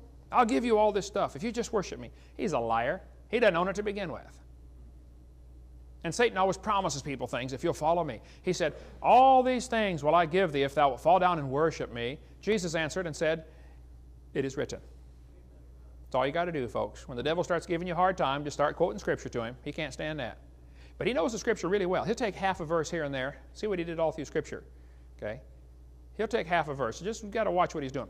So a satanic high priest, Aleister Crowley, said that his demon told him the year 2000 would mark the end of the superstition of Christianity and the beginning of the golden age, when those possessing the will to dominate would conquer and would ascend to godhood. Well, guess what, Mr. Crowley? You missed it. And you're not going to ascend to godhood. You're going to descend to worm food. That's right. That's what's going to happen. Satan wants you to think you can evolve into a god. Now, what you believe determines how you behave. That's always been the case throughout the world. The Bible says, beware lest any man spoil you through philosophy and vain deceit, after the tradition of men and the rudiments of the world, and not after Christ. Philosophy means the love of man's wisdom. Sophie means man's wisdom, where we get our word sophomore. Soph means wise. More, where we get our word moron, means fool. A sophomore is a wise fool. That's the age where they usually think they know it all. How many been there before? You've seen those kind? Okay, yeah, sophomore. They picked the word very carefully for that age group. Soph means wise. Man's wisdom, philosophy, phileo, the love of. Maybe been to Philadelphia, the city of brotherly shove, or whatever they call it, okay? Evolution is nothing but a philosophy. It's not a science, it's a philosophy, it's a religion. What it does, it tries to make you think that we can take God out and put man in his place. There are some excellent books you ought to be reading if you want to get up on all the philosophy of man's wisdom. You can read 7 Men Who Rule from the Grave. Oh, the philosophy of these 7 guys who absolutely still govern the world today.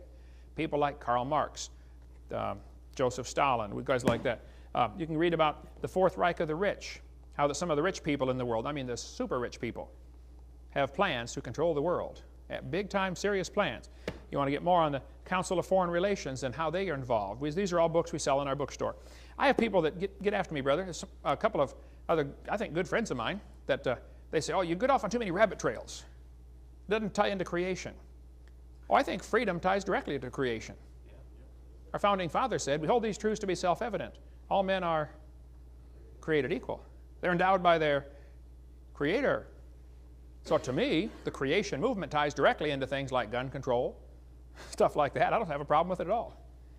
You know, coming from some country where they don't have our American roots, I can understand where they don't see how it fits in, but sorry, it does fit in.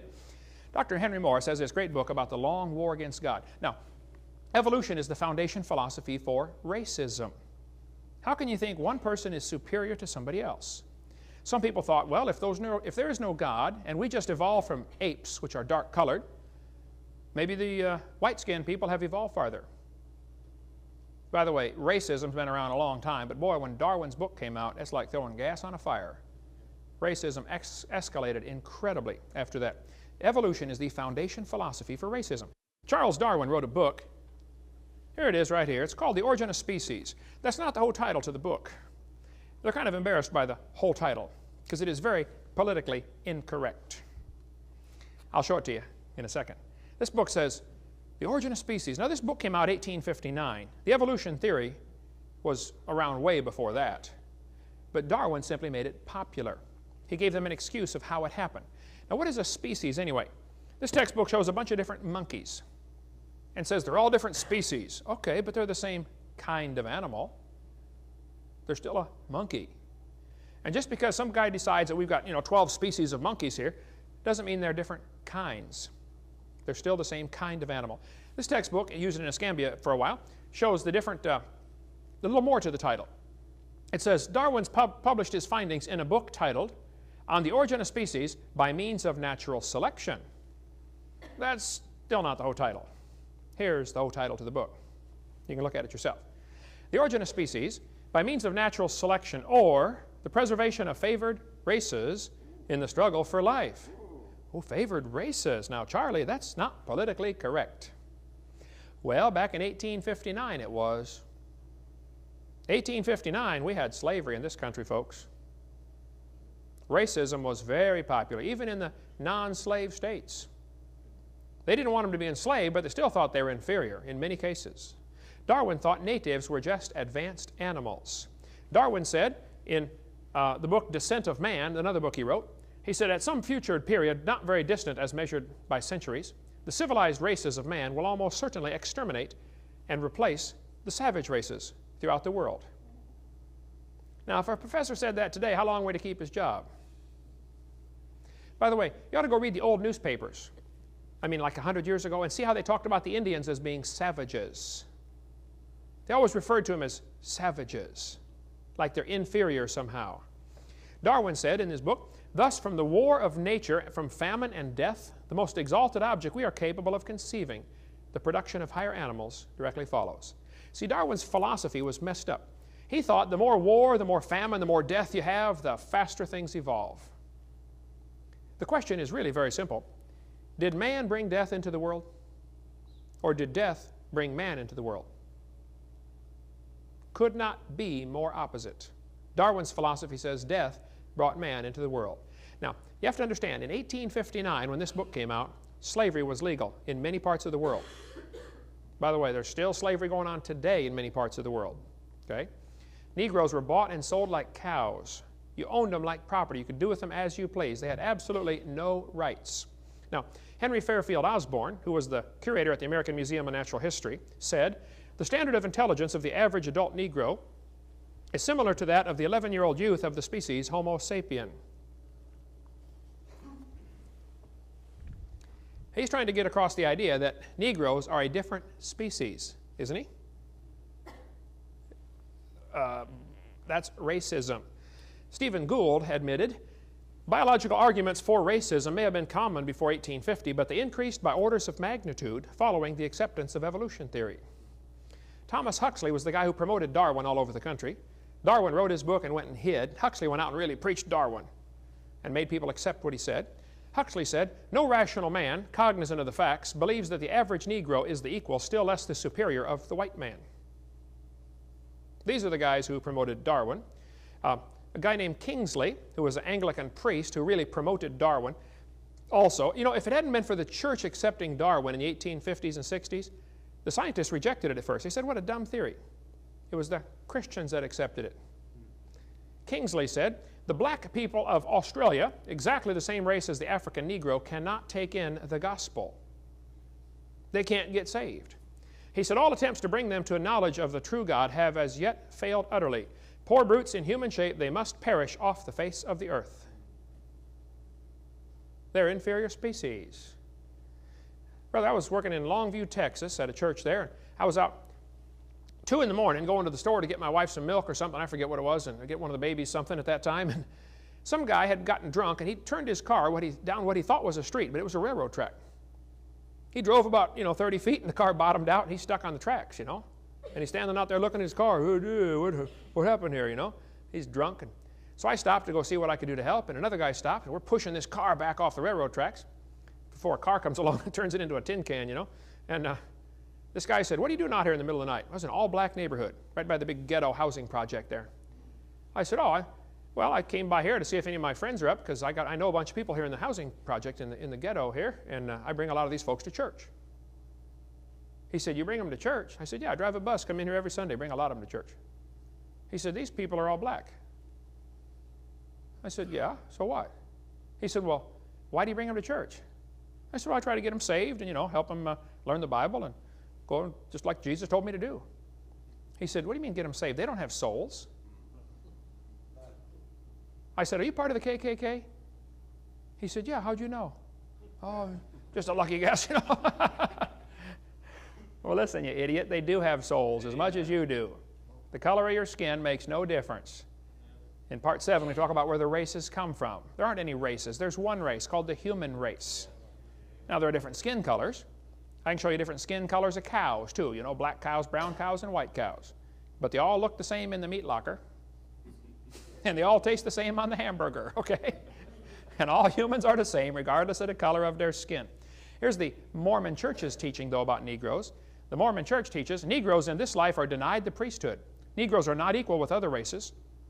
It's the Lord's doing. It's based on His eternal laws of justice and grows out of a lack of spiritual valiance of those concerned in their first estate.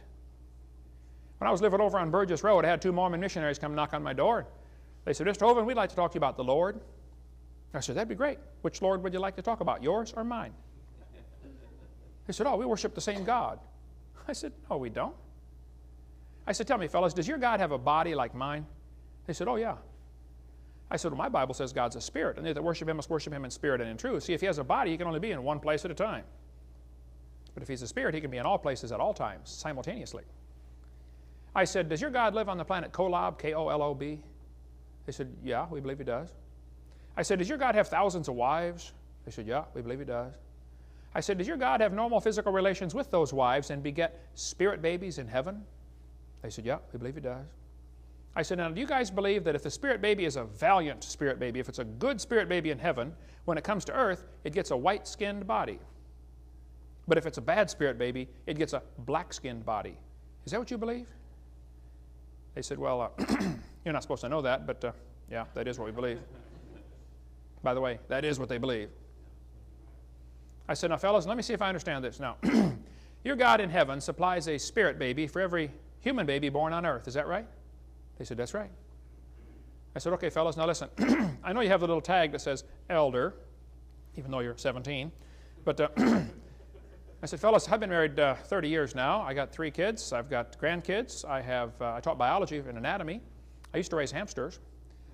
I said, did you know there are 2 babies born every second? 2 per second. 24 hours a day, 7 days a week. I said, and your God supplies a spirit for every one. When does He get time to answer your prayers? Boy, they knocked the dust off their feet, and I guess I was anathema from then on because they never came back, brother. I don't know. I wanted to talk to them some more, but they didn't want to talk to me no more. That's a dumb idea that you could black spirit babies in heaven. This is dumb. This is crazy, okay? It's not true. We're all equal. This Mormon apostle said, in a broad sense, caste systems have their root and origin in the gospel. It's by divine decree. He said, Cain, Ham, and the whole Negro race have been cursed with black skin, the mark of Cain. That is just silly, okay? This Mormon apostle said, if there's one drop of Negro blood in my children, as I've read to you, they receive the curse of black skin. That's dumb. He said, shall I tell you the law of God in regard to the African race? If the white man who belongs to the chosen seed mixes his blood with the seed of Cain, the penalty under the law of God is death on the spot. This will always be so. By the way, you ought to read the book, The Secret History of the Mormon Church. Get the phone number there. Go to the website, UTLM, UtahLighthouseMission.org. If you want to get all the lowdown on how the Mormons have killed people for trying to leave the Mormon Church or for marrying someone who's not the right color. Now, I know I'm in the South, and I preach the same message all over the South. But if you think you're superior because of the color of your skin, you're wrong, you're stupid, and you're not right with God. Amen. Okay, I've brought thousands of black people to the Lord, and I intend to keep doing it, okay? And they're going to be in heaven whether you like it or not. But during the slave trade time in America here, the slaves were packed onto ships and brought over like cows. I mean, it was common for 20% of them to die. They would bring them on the ship and chain them to the deck, and that's where they stayed for 2 or 3 weeks. I mean, they ate, slept, and went to the bathroom, same place, for 2 or 3 weeks. They didn't get up. Brought them over. Miserable, miserable conditions they brought them into, and then sold them over here like cows. Now, praise God for the good people who tried to take care of them. You know, some people really were good to their slaves. But the whole concept of slavery is based on the idea that one person is superior because of the color of his skin or because of what he believes. This is goes right back to the evolution teaching. Now, some people thought the Aborigines from Australia were inferior because they have bigger jaw bones, which is true. Their jaws are bigger. If you study the jaw of an Aboriginal, the bone structure is heavier. And people say, see, that's proof of evolution.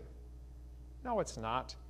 The Aborigines are a nomadic society. They don't want to carry a toolbox around, so they carry the minimum with them, and when they get to where they got to go, they have to make their own tools again. And they use their teeth as a vice. They're constantly using their jaws as well as their hands, anything they've got, okay? And any bodybuilder will tell you, the more you build your muscles, the bigger the bones grow. So a person who's always using his jaws, his masseter muscles, is going to end up with bigger bones in response to that. After a lifetime of using your teeth like they do, you're going to have big jaw bones. It's got nothing to do with evolution. But somebody noticed this back 150 years ago and said, wow, the Aborigines have bigger jaw bones. So they went over and began robbing the graves of the Aborigines to get their heads for museums to be demonstrations for evolution. They treated the Aborigines awful. If you've seen the movie Quigley Down Under, where he brought people over there just to shoot the Aborigines, that kind of stuff really happened. They thought they were just, you know, an animal. These two folks went to Australia to collect specimens for museums. Interesting story here in Creation magazine. They said right here, a New South Wales missionary was the horrified witness to the slaughter by mounted police of a group of dozens of Aboriginal men, women, and children. 45 heads were then boiled down and the best 10 skulls packed off for overseas. They shot them just to get their heads for museum displays. Now, why would a museum want a head with a bigger jawbone? As part of an evolution display. Did you know the Smithsonian, I've been told, has 33,000 sets of human remains in their basement right now? They call it the Army of the Potomac. They would find people with the right jaw structures and put them on display in their museum. See, boys and girls, how this ape evolved to the human? When the intermediates, there's another human. You can go downtown Pensacola and line up 10 people and prove the same thing, folks. We could line up folks in this room. Some of you have bigger jaws and smaller jaws and sloped forehead and straight forehead. I had an Italian friend one time. I said, man, I got to look at you from the side. I could put you in a textbook, you know. His head went back like that. His nose stuck out. I said, you're the perfect missing link. Guy had an IQ way up there in the stratosphere. Brilliant guy. Just had a dumb-looking head, you know. And by the way, the size of the head has got nothing, the brain has nothing to do with intelligence either. There have been some incredibly high IQ people with brain sizes down around 1,200 cc. And there have been some really dumb people with some really big heads with 2,000 cc brains, okay? It's got nothing to do with intelligence. America, though, during this late 1800s, because of the evolution theory primarily, had a large eugenics movement. Eugenics was the idea that we need to purify the race, get rid of the inferior genes, and only let the superior genes produce children. There was actually a sterilization movement. people who were mentally deficient were often sterilized. Couldn't have any children.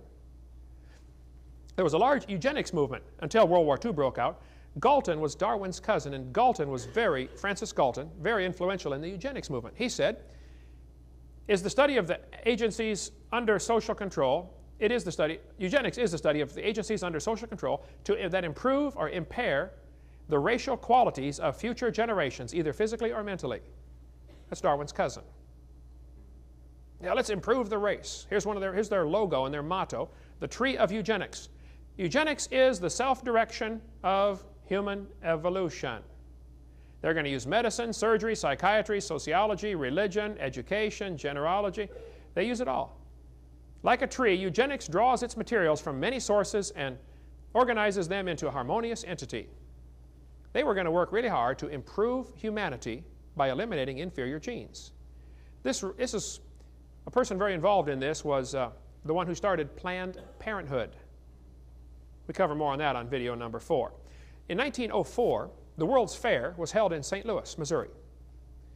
One of the displays on there was a huge display of many people involved in showing the evolution theory. Right here's a picture. At the 1904 World's Fair, 2,000 primitive peoples were put on display. The purpose of the display was to demonstrate the superiority of the white Americans who had evolved further. Peter Jennings, liberal Peter Jennings, wrote a book and mentioned this in there. And if you go to the St. Louis Zoo today, that is on the place where the World's Fair was held, and they're still using some of those same buildings. There in St. Louis at the 1904 World's Fair, they had a man in a cage with chimpanzees to demonstrate the evolution theory.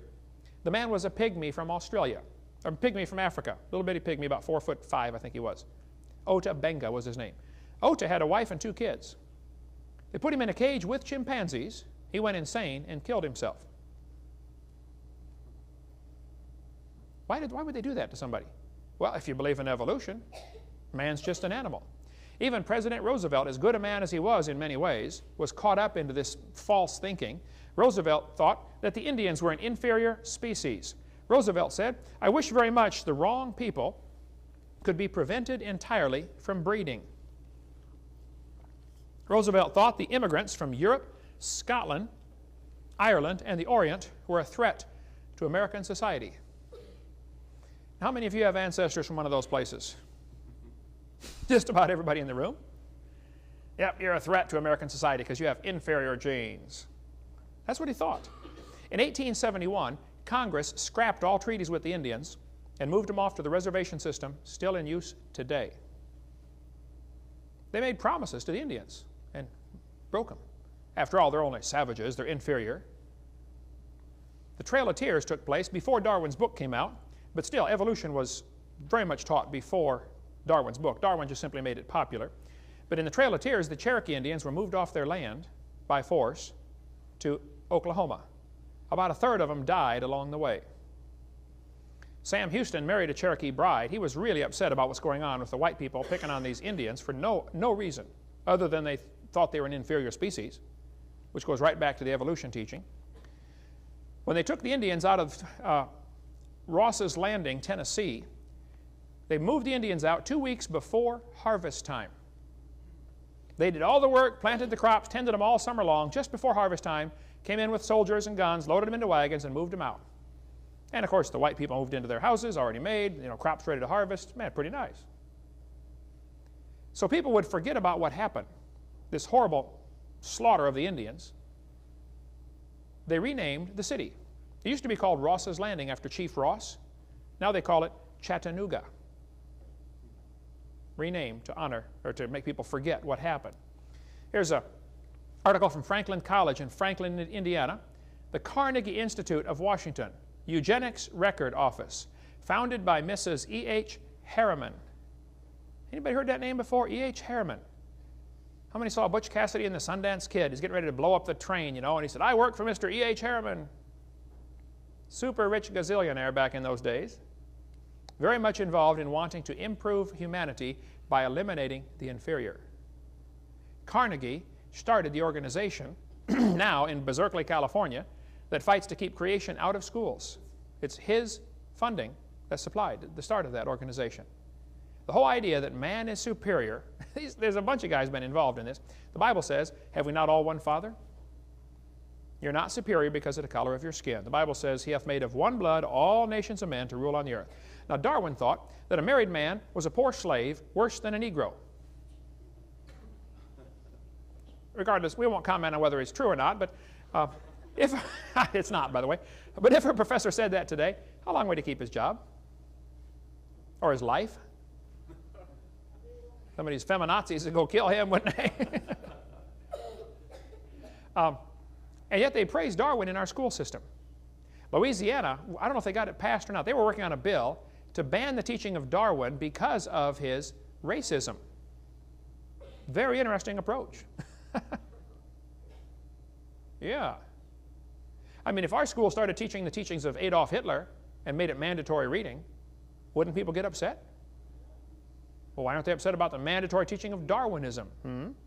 Darwin said, the chief distinction of intellectual powers between the two sexes is shown by man's attaining to a higher eminence in whatever he takes up. Whether requiring deep thought, reason, or imagination, or merely the use of the senses and hands, the average mental power in man must be above that of woman. Darwin finally married his first cousin, Emma Wedgwood. Nobody else would take him. Darwin thought men were superior in every single way. Darwin believed in inbreeding, so he married Emma, his first cousin. He wanted to raise a superior stock of children. He ended up having 10 children. Mary died shortly after birth. Anne died at 10. Robert was born retarded and died at 19 months. Henrietta had a serious nervous breakdown at 15. 3 of his other 6 sons were ill so often, Charles regarded them as semi-invalids. So much for inbreeding, Charlie. Evolution is the foundation for communism. Communism, started by a guy named Karl Marx, removes God from authority and puts man in his place. He says there is no God, so man must be in charge. Missionaries have said when they're working in a country and the communists take over, the first thing the communists do when they come into the country, they go into the schools and they start teaching communism? No, they start teaching evolution. They start by laying a foundation of evolution, and then they bring in the teachings of communism. Communism can't thrive in a place where people believe they've got rights that come from the Creator. And the creation movement in America is one of the biggest hindrances to the advancement of the New World Order. And they very much would like to get rid of guys like me who don't believe in evolution. The guy who founded the ACLU, the American Communist Lawyers Union, or the Anti-Christian Lawyers Union, whatever it is, Roger Baldwin said communism is the goal. You ought to read the history of the founding of the ACLU. One of the purposes of that lawyers' movement was to advance the cause of communism. Karl Marx, whose real name was Moses Mordecai Marx Levy, alias Karl Marx, when he was 17 years old, he wrote a beautiful paper telling how much he loved the Lord. High school graduation, he had a paper saying, man, I want to serve God with my life. Then he went off to college. He studied philosophy, and a college professor turned him away from God and turned him on to the teaching of evolution and destroyed Marx's whole philosophy of life. Karl Marx was destroyed by this teaching. You know, 75% of kids from Christian homes that go off to secular schools lose their faith. I meet them by the hundreds all year long. Some college professor destroys their faith. Karl Marx later in life said, my objective in life is to dethrone God and destroy capitalism. Marx based his whole philosophy of communism on the idea of evolution. Karl Marx even tried to dedicate his book to Charles Darwin, from a sincere admirer, Karl Marx. Marx knew his theories would not survive without evolution as the foundation philosophy. They go together hand in glove. Karl Marx had 6 children. 3 died of starvation in infancy. 2 others committed suicide. When Marx died, only 6 people attended his funeral. But his philosophy is still ruling 1/3 of the planet today. You know, 1/3 of the people on planet Earth are under communism right now. Started by a loser who never worked a day in his life, let his own kids starve to death. He was a loser. Karl Marx developed what we call the Communist Manifesto in 1848.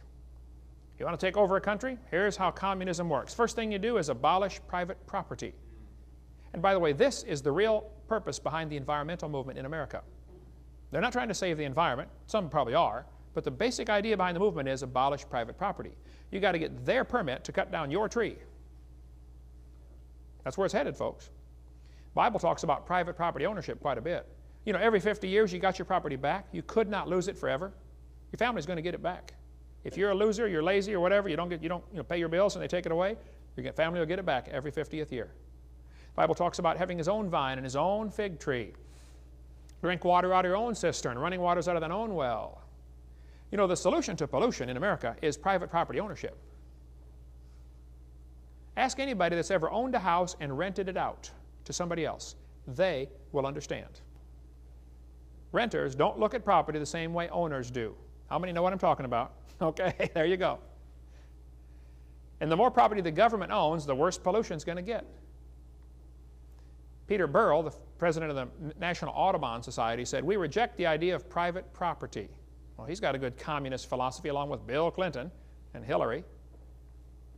Here's a pledge of allegiance put up at a public school in Massachusetts. Look at this carefully. "I pledge allegiance to the earth, which I do love and depend on, and to all life and land, air and sea, which is as much a part of earth as me."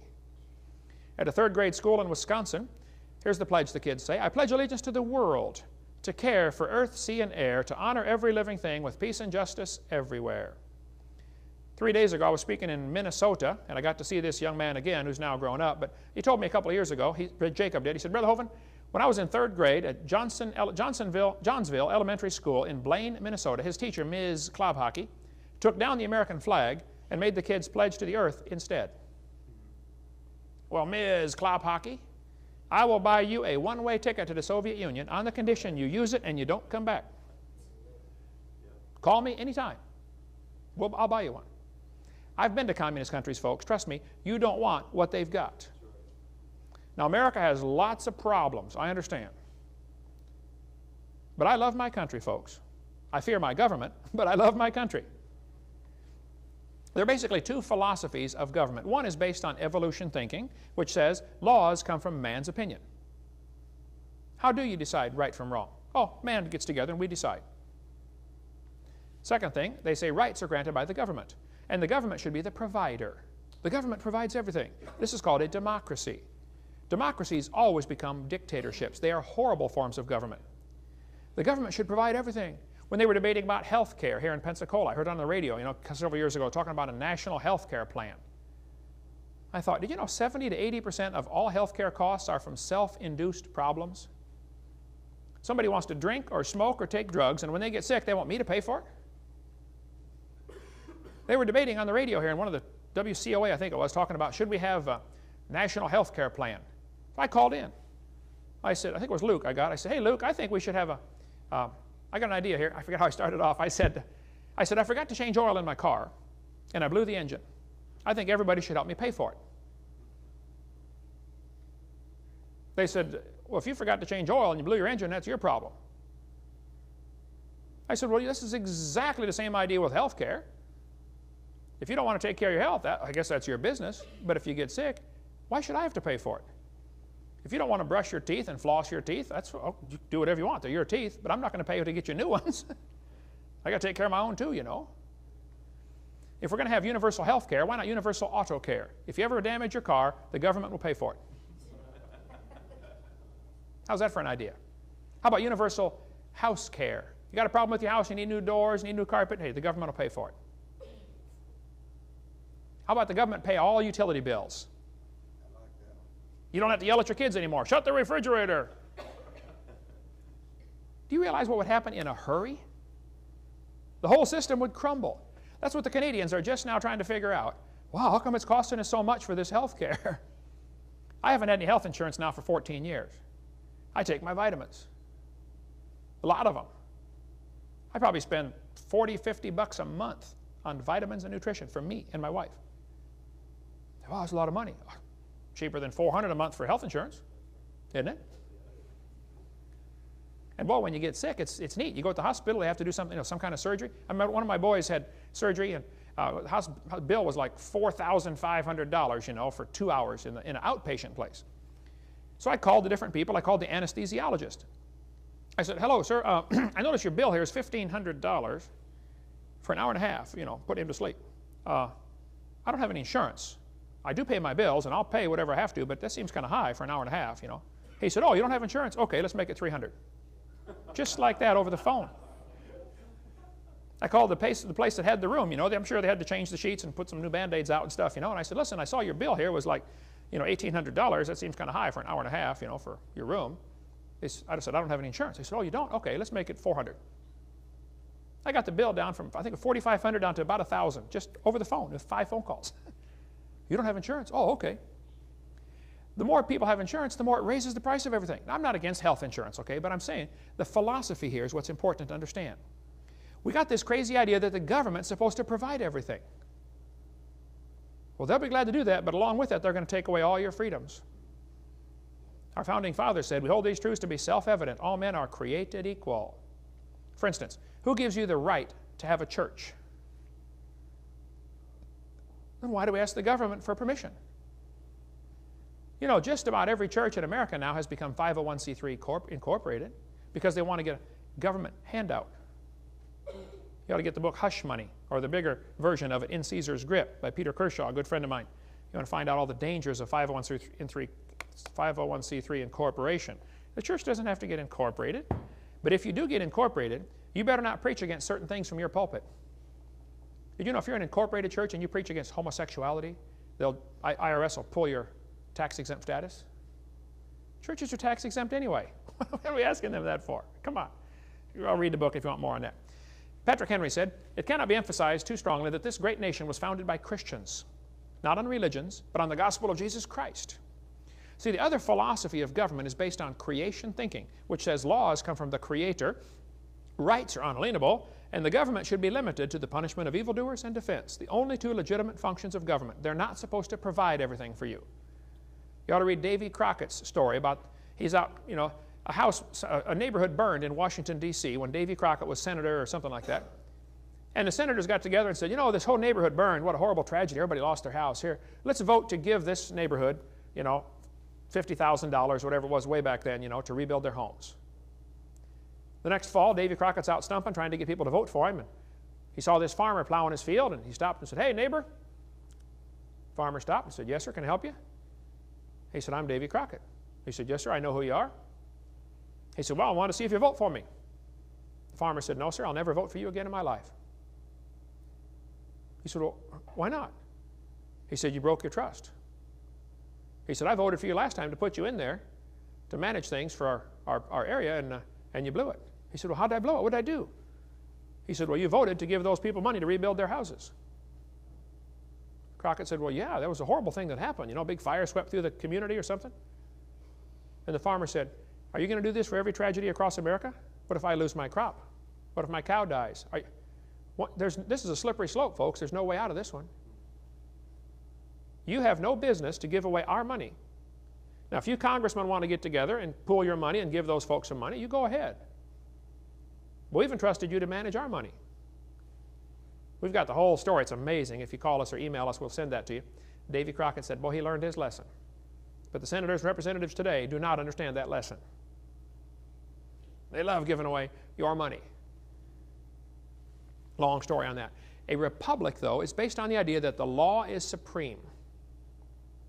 Our government started off to be a constitutional republic, not a democracy. And I get real nervous when I hear them talk about spread democracy around the world. It'd be the dumbest thing we could do. Talk about a dumb form of government. The second part of Karl Marx's plan was a heavy progressive income tax. Don't get me started on that one, okay? The third thing he said was abolish the rights of inheritance. The Bible says a good man leaves inheritance to his children's children. Everything about communism is backwards to the biblical plan for things. Number 4, confiscate property rights. Take away the property. The Bible says the love of money is the root of all evil. Karl Marx said we need a central bank. He knew full well a central bank could destroy the country.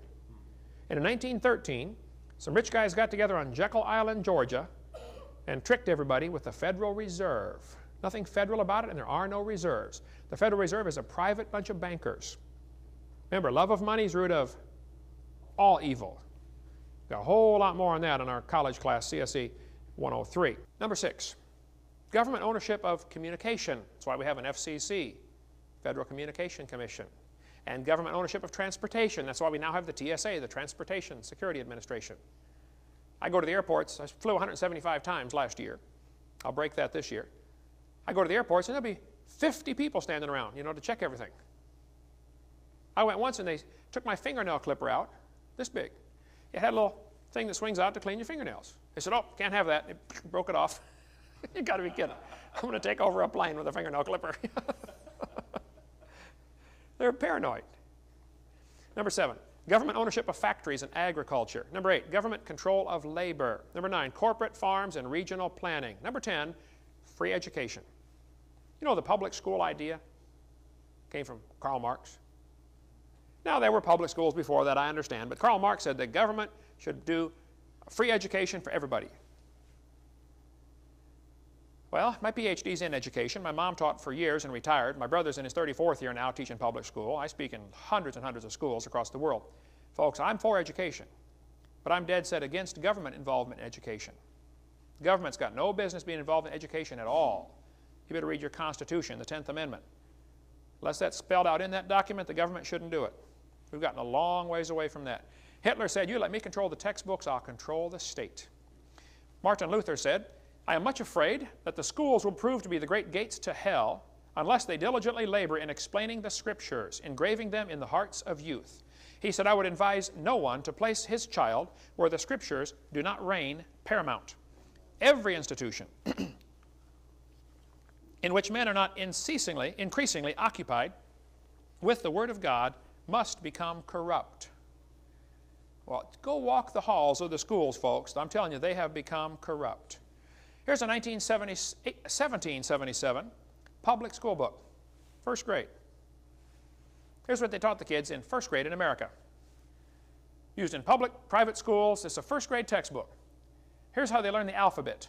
In Adam's fall, we sinned all. Back then they made the S like a letter F, okay? Heaven to find, the Bible mind. Christ crucified, for sinners died. The deluge drowned the earth around. Elijah hid, the ravens fed. The judgment made Felix afraid.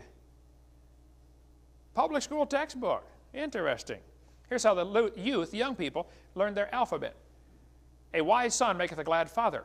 Better is a little with the fear of the Lord than great treasure and trouble therewith. Come unto Christ, all ye that labor and heavy laden.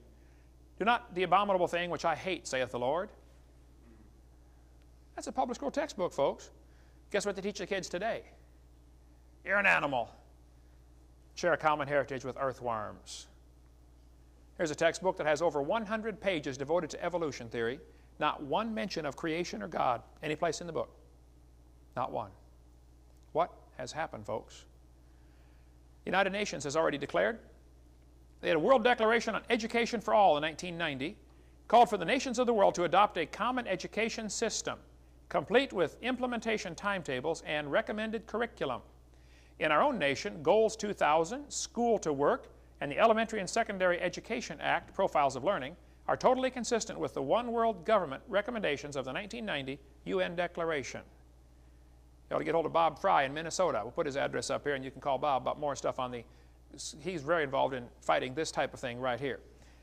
A humanist said in the Humanist magazine, John Dunfree said, the battle for mankind's future must be waged and won in the public school classroom by teachers who correctly perceive their roles as proselytizers of a new faith that will replace the rotting corpse of Christianity.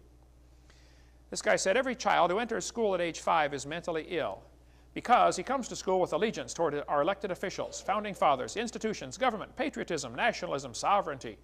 All these prove the child is sick because the well individual is one who has rejected all those things and is what I call the true international child, communist, of the future. Dr. Pierce from Harvard University. Well, Dr. Pierce, I'll buy you a one-way ticket also to the Soviet Union if you use it and don't come back. I've been over there, folks. You don't want what they've got. There's a social science book, public school book. They said any child who believes in God is mentally ill. Education is the most powerful ally of humanism, and every American public school is a school of humanism. What can the theistic Sunday school, meeting for an hour once a week and teaching only a fraction of the children, do to stem the tide of a 5-day program of humanistic teaching? They're right, folks, and they're winning. We're losing. One professor said, as a matter of fact, creationism should be discriminated against. No advocate of such propaganda should be trusted to teach science classes or administer science programs anywhere, under any circumstances. Moreover, if they are now doing so, they should be dismissed. You should fire them if they believe in creation. An Iowa professor said, you should fail any student, no matter what the grade record indicate, if the professor discovers the student is a creationist. Furthermore, the student's department should have the right of retracting the grades and possibly even degrees if the student becomes a creationist later. That's the kind of thinking we're up against. Mr. Yefremov lives here in Pensacola. He came to my house several years ago. He's from Ukraine. He said, Dr. Hovind, here's my high school diploma. I said, yeah? You know, you're 50 years old, you got 5 kids, a couple of, 4 in college. Why are you handing me your high school diploma? He said, when I was in Ukraine, I went to school, had good grades. They grade them 1, 2, 3, 4, 5. 5's the best. He showed me his report card, all 5s, like straight A's. He said, but we had a test to take before we could graduate. Senior year in high school, one of the questions on the test was, do you believe in evolution? I answered, no. They refused to let me graduate. I said, well, how'd you get the diploma? He said, oh, you remember last year when we made your videotapes in Russian and he did the voice on them? I said, yeah. He said, I sent them to my village where I grew up in Russia. The mayor watched them, made all the city council watch the tapes, and they said, wow, Eugene went to America and became a movie star. They put him in the public school to make all the public school kids watch him. The kid who was there, the guy who refused to let him get his diploma 35 years ago, had now become a city councilman. And the mayor said, oh, go ahead and send him his diploma. Okay, yes, sir. He said, I just got my diploma in the mail. What do you think, Brother Hovind? I said, wow. What a story. See, the humanists have decided years ago they're going to use the education system to spread their evolution and humanism because that way we pay for it. We're paying to spread their religion. That's what's going on, folks. Communism is anti-Christian in every single way. The communists have 8 rules for revolution, different ways, different things they want to do to take over a country. We don't have time to go over them all now. I have to cover that some other time. Or get our college class, CSE 103, where we cover this in much more detail. Evolution is the foundation philosophy for Nazism.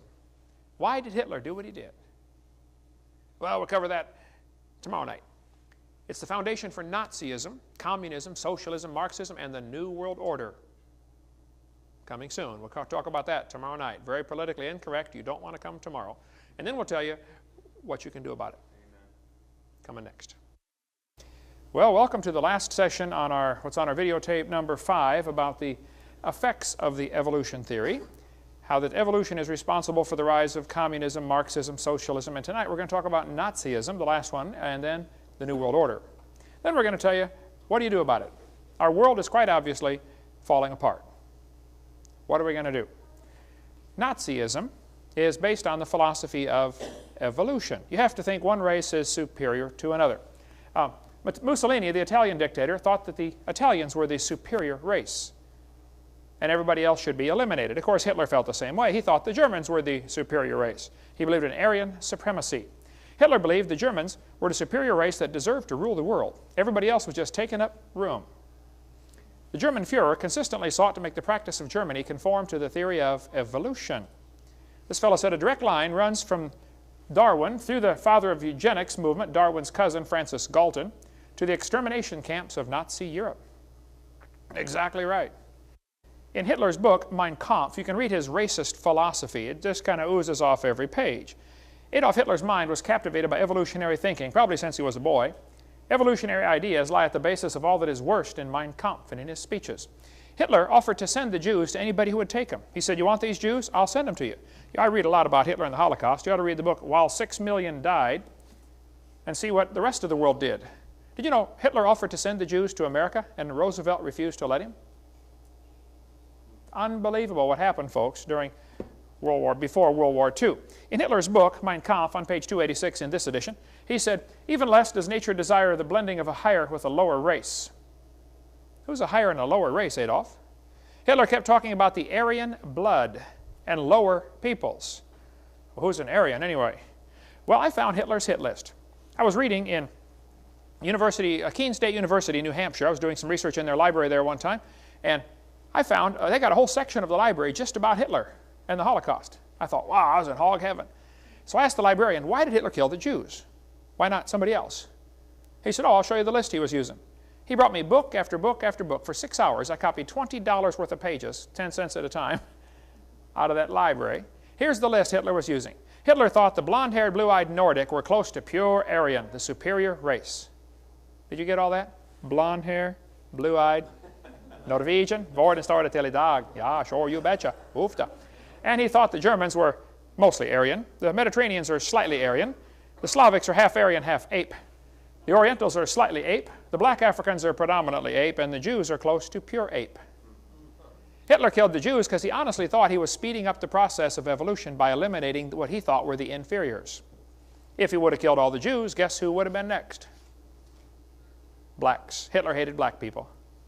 Does anybody know where the Olympics were held in 1936? Berlin, Germany. Does anybody know who won the most gold medals? Jesse Owens, the black American athlete. Hitler was so angry, he said, it's not fair to make my men race against this animal. One of the Jewish prisoners who survived the Holocaust said, there is a difference between those who look upon their fellow human beings as common creatures of a common creator and those who look upon them of a conglomerate of biologicals and chemicals. Hey, is man just a bunch of chemicals that got together by chance over billions of years, or were we designed by a creator? That is a fundamental difference, folks. So that's the difference between creation and evolution right there. By the way, the Jewish Talmud, not the Torah, which is the Old Testament, the Talmud teaches that anybody who's not Jewish should be killed. The Talmud says all non-Jews are to be exterminated. All Gentile children are animals. Even the best of the Gentiles should be killed. You'd be surprised how many religions in the world teach that they are the only one, not just the only one that's going to heaven, but the only one that deserves to live.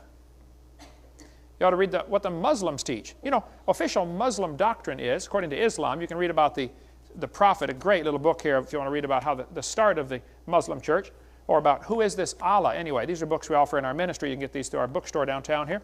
Or Islamic Invasion by Robert Morey. Oh man, tremendous book on exposing what the Islam people really believe. Or this one just new out by Don Boys, excellent book on Islam, America's Trojan Horse.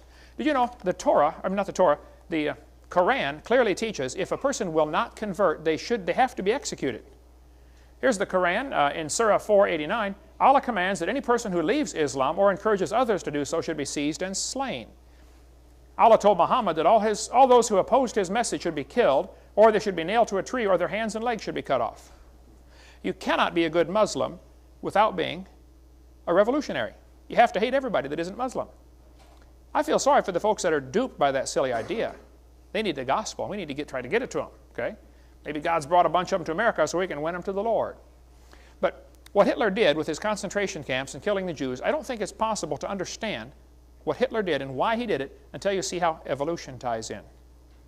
Hitler thought he was speeding up the process and doing the world a favor by getting rid of the inferior genes. He killed at least 6 million. I've been to Germany 3 times. I read lots of books about Hitler and the Holocaust just to keep my blood boiling. What Hitler did was a direct result of his belief in evolution.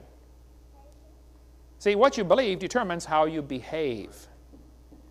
He was just speeding up the process. Hitler held his rallies at Nuremberg. I stood on the spot where Hitler spoke all of his rallies there in Nuremberg on that granite mined out of Flossburg camp where I just had been a few hours earlier, where all the Jews died trying to mine granite for Hitler's platform to stand on. Hitler tried to make the people look small, the individual is small, and the cause was great. Had these massive rallies at the Nuremberg arena there. You know, the environmental movement folks try to do the same thing. They try to make the individual look small and the cause look great. You know, people are expendable. We've got to save Mother Earth. Doing the same thing with our kids today.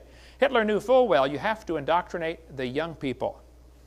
And the evolutionists have worked very hard to infiltrate our school system and thoroughly indoctrinate the young people. It's interesting, Hitler referred to the Jews as parasites in the body of nations.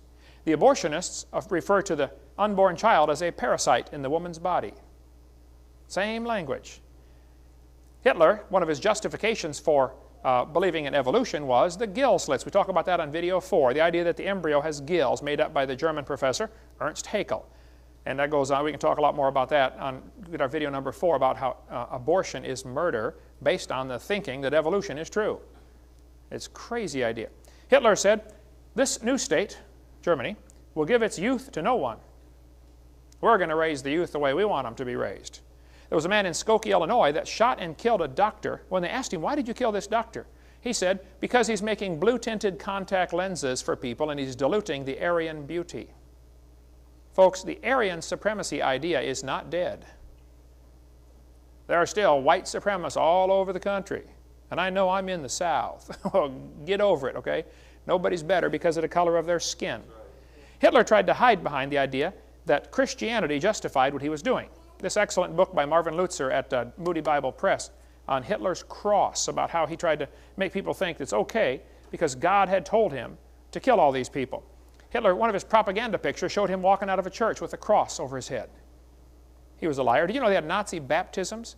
Hitler secretly, though, hated Christianity. He said, I regard Christianity as the most fatal, seductive lie that ever existed, because Christianity teaches all nations are of one blood. You're not better than anybody because of the color of your skin. That's what Christianity teaches. But they had Nazi baptisms, Nazi altars. Just unreal what Hitler did, trying to hide behind the guise of Christianity. Now, the Japanese also thought that they were a superior race. The Japanese textbooks taught their kids for 30 or 40 years. When Darwin's book came out in 1859, when it was translated to Japanese several years later, the Japanese bought it up like crazy and said, wow, this is a perfect theory. They sucked it right in because it goes right along with the religions they already had there in Japan. And they said, wow, one race is superior. I bet it's the Japanese. They had special studies where they studied people, and they said the Japanese don't have as much hair on their body, which proves they've ascended further from the apes. And they said they have a milder body odor, and they were the superior race that deserved to rule the world. People say, when I say I think evolution is largely responsible for World War II, they look at me like I'm nuts. But folks, that's exactly the case. Evolution is also the foundation philosophy for the New World Order. We cover lots on this on our college class, CSE 103, where my 17-hour seminar is stretched out to 60 hours, where we chased every rabbit and kicked every dog that walked by. That's a whole lot of stuff on our college course there. The United Nations has plans for a one-world government. The United Nations wants to establish a UN military force that can intervene in internal events in any country. They want to eliminate the veto power of the United States. They want to give the UN jurisdiction over the Earth Commons. That means the United Nations decides who owns, the rivers and everything in Earth. This is from a speech given by the Secretary General in September of 2000. They've already divided up the world into 10 regions. For years I was taught the old Roman Empire is going to be revived in the last days, and we're going to have the vision in the book of Daniel. 10 kings are going to get together and give their power to one king. And then I think we've been maybe missing something here, brother. Maybe it's not 10 countries in Europe going to unite. Maybe it's 10 regions of the world. Maybe this last vision of Daniel was the whole world uniting. They are making plans for a new world order. There are some extremely wealthy, powerful people making plans to rule the world, like Pinky and the Brain. They're out there trying to take over the planet, and God's up in heaven laughing about it. Psalms chapter 2, the psalmist said, why do the heathen rage? The people imagine vain things. The kings of the earth set themselves. The rulers take counsel together against the Lord, against his anointed, saying, let us break their bands asunder and cast away their cords from us. He that sitteth in the heavens shall laugh. God sees all their plans for a one-world government, and he's laughing about it. Now, in the meantime, I think we're going to have to go through some really hard times down here, folks. People say, well, God's going to get us out of here before the tribulation. Oh, tell that to the Chinese Christians and the Russian Christians and the Egyptian Christians that have been killed here, and those in Sudan, where they've killed hundreds of thousands in Africa just because they're Christians, just in the last 10 or 15 years. Boy, if any country ever deserved the judgment of God, it's America. Amen. And I think it's coming soon to a city near you. The United Nations has plans to tax the world. We'll be paying a tax if they have their way to the United Nations. They want to get the UN authority to regulate international commerce. They want to control food. They understand full well that the production and distribution of food is the way to control the world. The United Nations has plans to establish a new seat of power in the UN called the People's Assembly. It'll consist of representatives from nations, but also representatives from non-government organizations. Just organizations can have a seat in there. Interesting. They want to have jurisdiction over all nation states. They certainly want to have jurisdiction over all the churches. And many churches have already stuck their head in the noose by becoming incorporated, and they don't realize what they've done. There's a good book if you want to read more on that. You can get it from our website, or right here in our bookstore, In Caesar's Grip, about how the incorporation process, 501c3, has trapped churches where they cannot speak out on certain topics. Man, 100 years ago, the politicians were scared stiff of the pastors because they just get up there and preach. You know, Senator Jones is a whoremonger. Well, today, if you talk about politics, they'll jerk your 501c3 status. And so Christians say, well, we can't talk about certain topics in the pulpit. Well, then you're not serving God. Right. If you're a prophet of God, you say what God told you to say. If it hair lips the devil, then tough. It goes back to the two basic philosophies of government. You know, evolution based on man's opinion and creation based on laws come from the Creator. He gives us rights to have churches. He gives us rights to speak the truth. Our founding fathers said, when it comes in the course of human events, it becomes necessary for one people to dissolve the bands which have connected them to another. They said, we hold these truths to be self-evident. All men are created equal. They're endowed by their Creator with certain rights.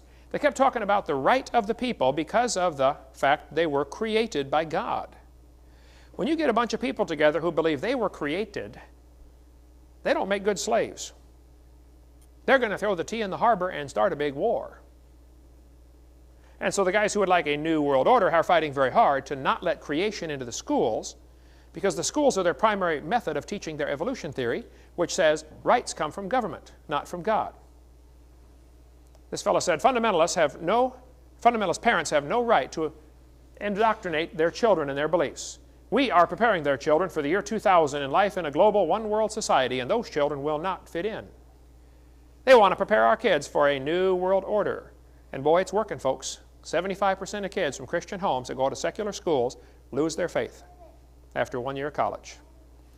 There's a great book called The Medusa File by Craig Roberts, excellent book on the government cover-ups of all sorts of things that have been covered up. Did you know how many prisoners of war were left behind when we fought World War II, when we fought in the Japanese theater, and when we fought Vietnam? Those prisoners of war were taken off to be coal miners up in the Soviet Union and in China. They just disappeared into slave labor camps. And some leaders in our government knew about it and said, oh, it's not worth messing with, just let them go. There's some still alive over there. Read this book, The Medusa File, if you want to get more on that. If you want to understand the conspiracy that's right now Satan is using to control the world, there are so many good books you can read about this. I've got several on the table here. There are different groups with their smoke-filled rooms trying to control the world. There's a meeting, there's a committee of 300 Jewish financiers, all masters of lodges, who rule the world according to Protocols of Zion. Now, I get criticized for recommending the Protocols of Zion. I understand the book was written so that if it was found, it would be blamed on the Jews. It's actually the bankers. But they kept calling it, wrote it as if the Jews are going to do this and the Jews are going to do that. I tell you what, you read it, it's all come true in the last 100 years. And people say, that's a bad book, Brother Hovind. Well, yeah, it is, but it reveals their plan for the world, but it was not written by Jews. It was written by financiers, moneylenders. It shows their plan to rule the world. There's a book called The Committee of 300, showing the 300 top people who really make the decisions on this planet to decide when we're going to have a war and when we're going to have a depression and a recession. Get more on that. See, a lot of these crises that we face are man-made, intentionally made. I don't know if you saw the video of the airplane flying into the Twin Towers, but there's a video on the internet you can watch showing an F-15 flying right beside it, guiding them into the Twin Towers. They slow the tape down and show it frame by frame. Interesting. I'm not sure what all happened that day, folks. I'm not sure if anybody's sure what all happened that day. But they will develop a crisis just so they can get their goals accomplished. Some of these guys would like a new world order, a one-world government, and they're not against killing 3,000 or 4,000 people if it helps their cause. Like blow up the Oklahoma City building just so we can, eliminate the militia groups that are getting a little out of hand, Or just so we can get more homeland security measures. I can't even carry my pocket knife on the plane now. Well, the Civil War was deliberately done in order to get more toward a one-world government. So was World War I. The 1929 Depression was deliberately caused to get people to come in and get a Social Security number, which, by the way, is a voluntary system. The Cuban Missile Crisis was deliberate. See, the Russians, they have a technique. They say, we'll take 2 steps forward and 1 step back, and everybody thinks we retreated. They wanted a missile base They wanted a military base in Cuba. So they put in a military base and missiles. Kennedy huffed and puffed about the missiles, you know, the big missile crisis in '62, and they took the missiles out, we think, and left the military base. 2 steps forward, 1 step back, they're further toward the goal. They've done that all over the world. Oklahoma City was blown up by apparently some terrorists, obviously, but it wasn't the truck bomb in the street that blew that building up, folks. There's a whole lot more to it than that. You want to get a hold of Ben Parton, the Air Force general in charge of explosives. He said, I know what blows buildings up. I've been doing this for 30 years. He said a truck bomb did not blow up that building. There were bombs in the basement around the pillars, sheared the pillars off. Talk to Ben Parton. There's his phone number right there if you don't believe me. Got a great videotape about that. In order to get anti-terrorism legislation passed that had been stalled in Congress, that's why I think those buildings came down. The TWA bombing was done deliberately to get rid of some people who were going to go testify against Bill Clinton, apparently. There's been so many conspiracies, and I read all this stuff and listen to all these things and read lots of books on it.